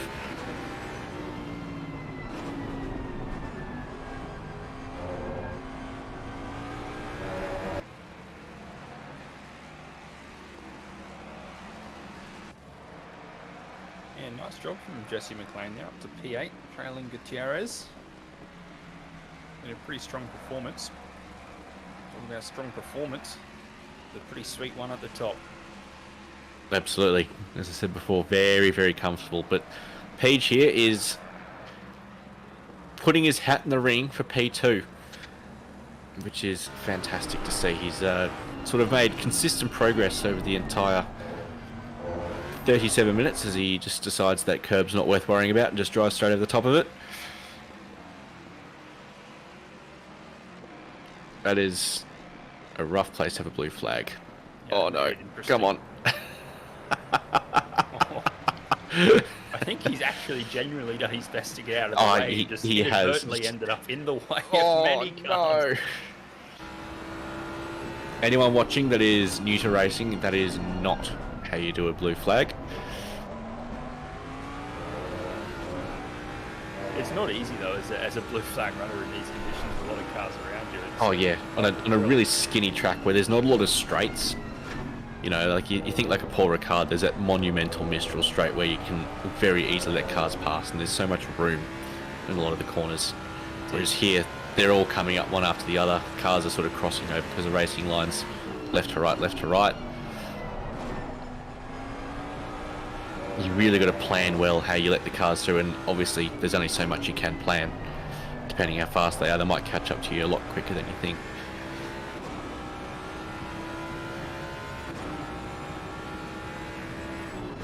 But again, that's why we have a rookie series. It's where you can learn how it all works. Safe space, a lot of really, really experienced guys coaching people through how to manage their blue flags well. So, Nicholas cops a drive-through for his troubles for track limits. What do you think here, Tom, for JP? 7 minutes remaining in the session. He's got a 1.7 gap behind. Does he try and make this move as soon as he can, or does he try and time it and run down the clock and back his pace towards the end of this race? I reckon you do it whenever you can. Like as we said, you know, this track is not easy to pass on. You know, if an opportunity presents itself, you've really got to take it. And I think if you got the pace to get past, you got the pace to sort of escape as well. So I reckon if he sees an opportunity, he will grab it with both hands. And opportunities are aplenty with the blue flags, as we have seen. Yes, yeah, very good point you make there, for sure.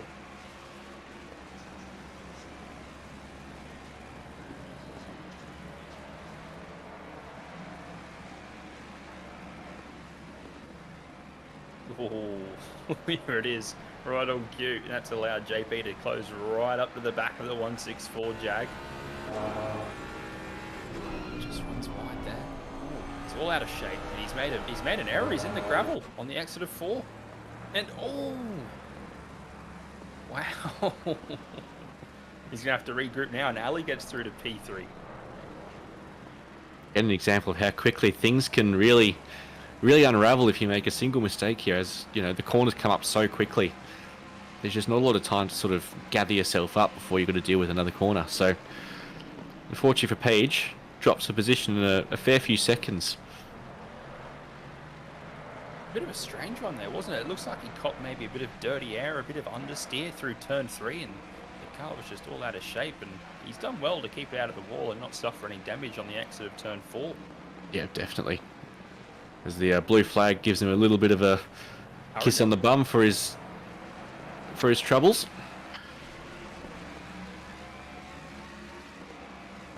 Looks like Jesse and Witchell have sort of made a bit of a break on Taylor.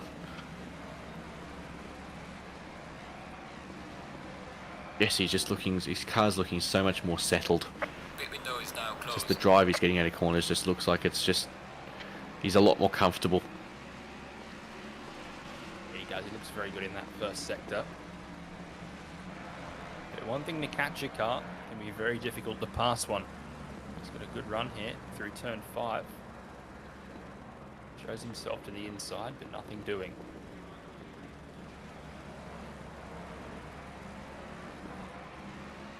As Corey comes up to lap some cars, so...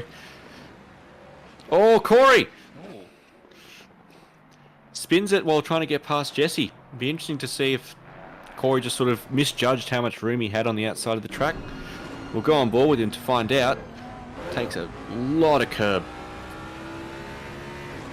Probably taken by surprise at how quickly Jesse tried to let him through. Yeah, it looks like he just tried to crank the steering angle in. It was too much for the car to handle. Probably wasn't expecting Jesse to brake. Rather just sort of lift off and let him through. But he's maintained the lead. That's what you get when you've got heaps of room out front. You've got some room for a mistake as we get past another blue flag. But Rashuti is now less than a second behind as we get the last 3 3/4 minutes of the race. I tell you what, it's all changed in the blink of an eye, Tom. It's just like that. It's gone from a Sunday cruise in Zolder to being under pressure from Rashuti in P2. He's drove a very consistent, steady race, and there might be some reward for him in the end in the form of a race win. So let's see what he's got, see if they can give us some fireworks. Exactly. Held off Page. Say he forced him into an error. But yeah, as I think you're right, Mal. Jesse, you shouldn't have been braking. You should have been just sort of rolling off the throttle, letting the speed differential be really, really gradual, and just sort of letting Corey make his own decision about when he was going to go around instead of sort of forcing him to make a decision in a split second. Also over a hill, which is always unsettling the weight balance in the car.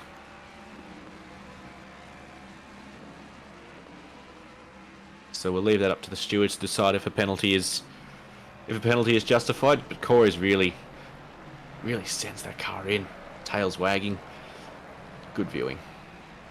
Barno looks quick, you know. He looks like he's got some pace in that car, so I reckon that could be set up for a pretty close finish here. What do you think? There's going to be another 2 laps to go across the line this time? What sort of lap times are we doing? Yeah, probably 2 laps. Probably 2 laps from here. Yeah, they're not doing 1 minute 10s. Yeah, 2 laps. Yeah, 1 minute 28. So yeah, definitely 2 laps to go after this one. It's holding on. Very experienced campaigner, Corey. So if anyone's got it in them to manage this race home, it's Corey's one of those people.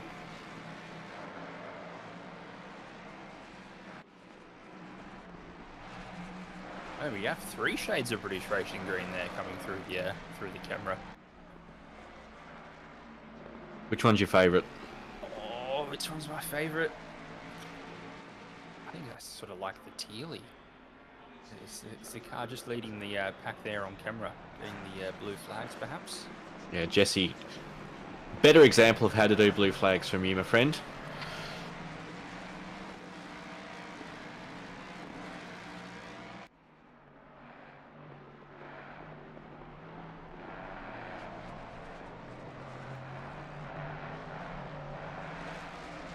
What do you think, Thomas? Stefano got it in him on the last lap to mount a challenge and make it close? I don't think so. I think Corey's, he's had that scare. He's shaken it off.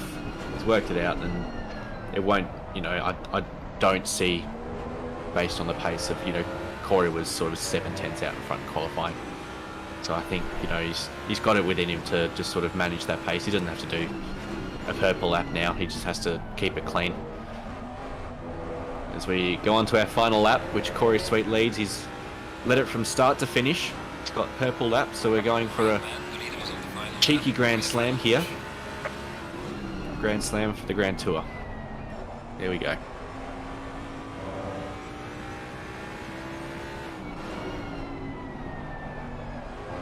I'll tell you what, Rashuti is absolutely not going to let him go without a fight. He's not taking it easy. Wringing the neck there through turns 1 and 2. See a lot of correction on the wheel, catching the rear end as it slides about. But it's over a second now, the gap, so he's got work to do.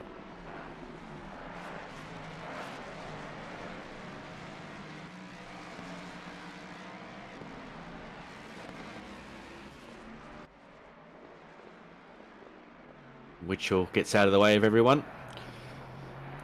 And looks like Witchell's sort of gotten away from Jesse a little bit. So I think realistically our top 10 are probably set here at this point, as Page gets himself a drive-through to add to his unfortunate end to the race. He had such good pace, but just sort of unravelled a little bit towards the end.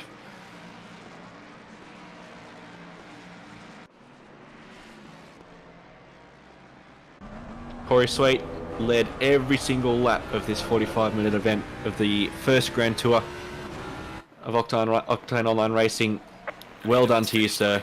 Flash those lights. Rashuti comes in second, 1.2 behind. Ali Karudin in third, another 2 or so seconds back.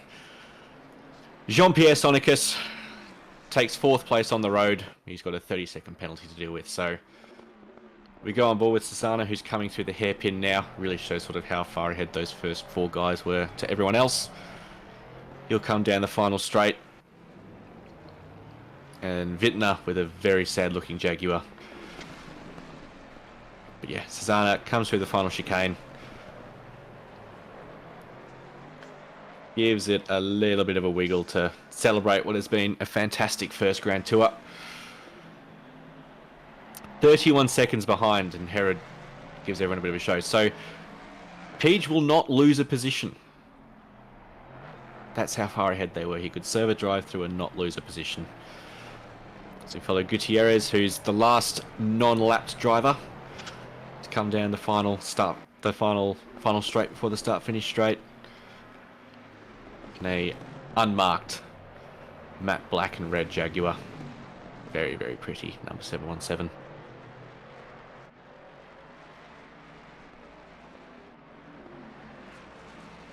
I have to say, Tom, just quickly, great drive from Sasana, rather under the radar, but P5, good result for him. Absolutely. Sort of, if you go say that there are first 4 sort of had their own class. He sort of led everyone home and kept his nose out of trouble, which, that sort of bottom of top 10, it was a pretty close battle between a lot of them. So, go through it again. Corey Sweet, P1. Very, very, very, very sort of assured drive from him. Rashuti, P2. Kai Rudin, P3. Under the podium, Jean-Pierre Sonicus, Sasana, Herod, Gutierrez, McLean, P8, Taylor, P9, and P10, Graham. Couple of penalties, so the race directors always had a little bit of stuff to do, but really, really, really interesting race, really interesting concept from the guys at OR. That was a lot of fun. It It was, mate. I'm excited to see next week. Do we know the current track for race 2? We do. Give me one moment. I will go and find it for you. Yeah, on tonight's race, it was quite good, wasn't it? There was a bit of strategy involved with the pit stops and overcut, undercut at the front, and then there was an all-out scrap in the midfield for positions, and a few cars worse for wear at the end. But yeah, all in all, very enjoyable with some good battles, some funny moments, and I think a lot of fun was had by us in the commentary booth, and 20 cars on the track, and that's what it's all about. So all in all, yeah, great night. Absolutely. So next week, same time next week, we have the Ferrari 488 Challenge Evo at Oulton Park. So Oulton Park's, we've currently got the Sprint Series there. So if you don't know what that looks like, jump on tomorrow evening at 7 p.m. Australian Eastern Daylight Time to see how GT3 cars go around Oulton Park. And then next week, you see how a 488 Challenge Evo goes around Oulton Park, which will always be a little bit different. But as per usual, thank you, Aaron. Well done on your debut in the commentary. A fantastic effort from you, mate. Thank you, mate. And I only butchered 2 names, so not too bad. We'll make that double figures next week. But as per usual, anyone that has been watching, please make sure you like and subscribe to the channel. Keep Octane Online Racing going. It is a fantastic community, and if you're interested, join the Discord. We'll get you up and running, get you racing, get you doing something that suits your race pace. But otherwise, this has been the Octane Online Racing Grand Tour from Zolder. My name's Tom, and yours isn't. Thanks, guys.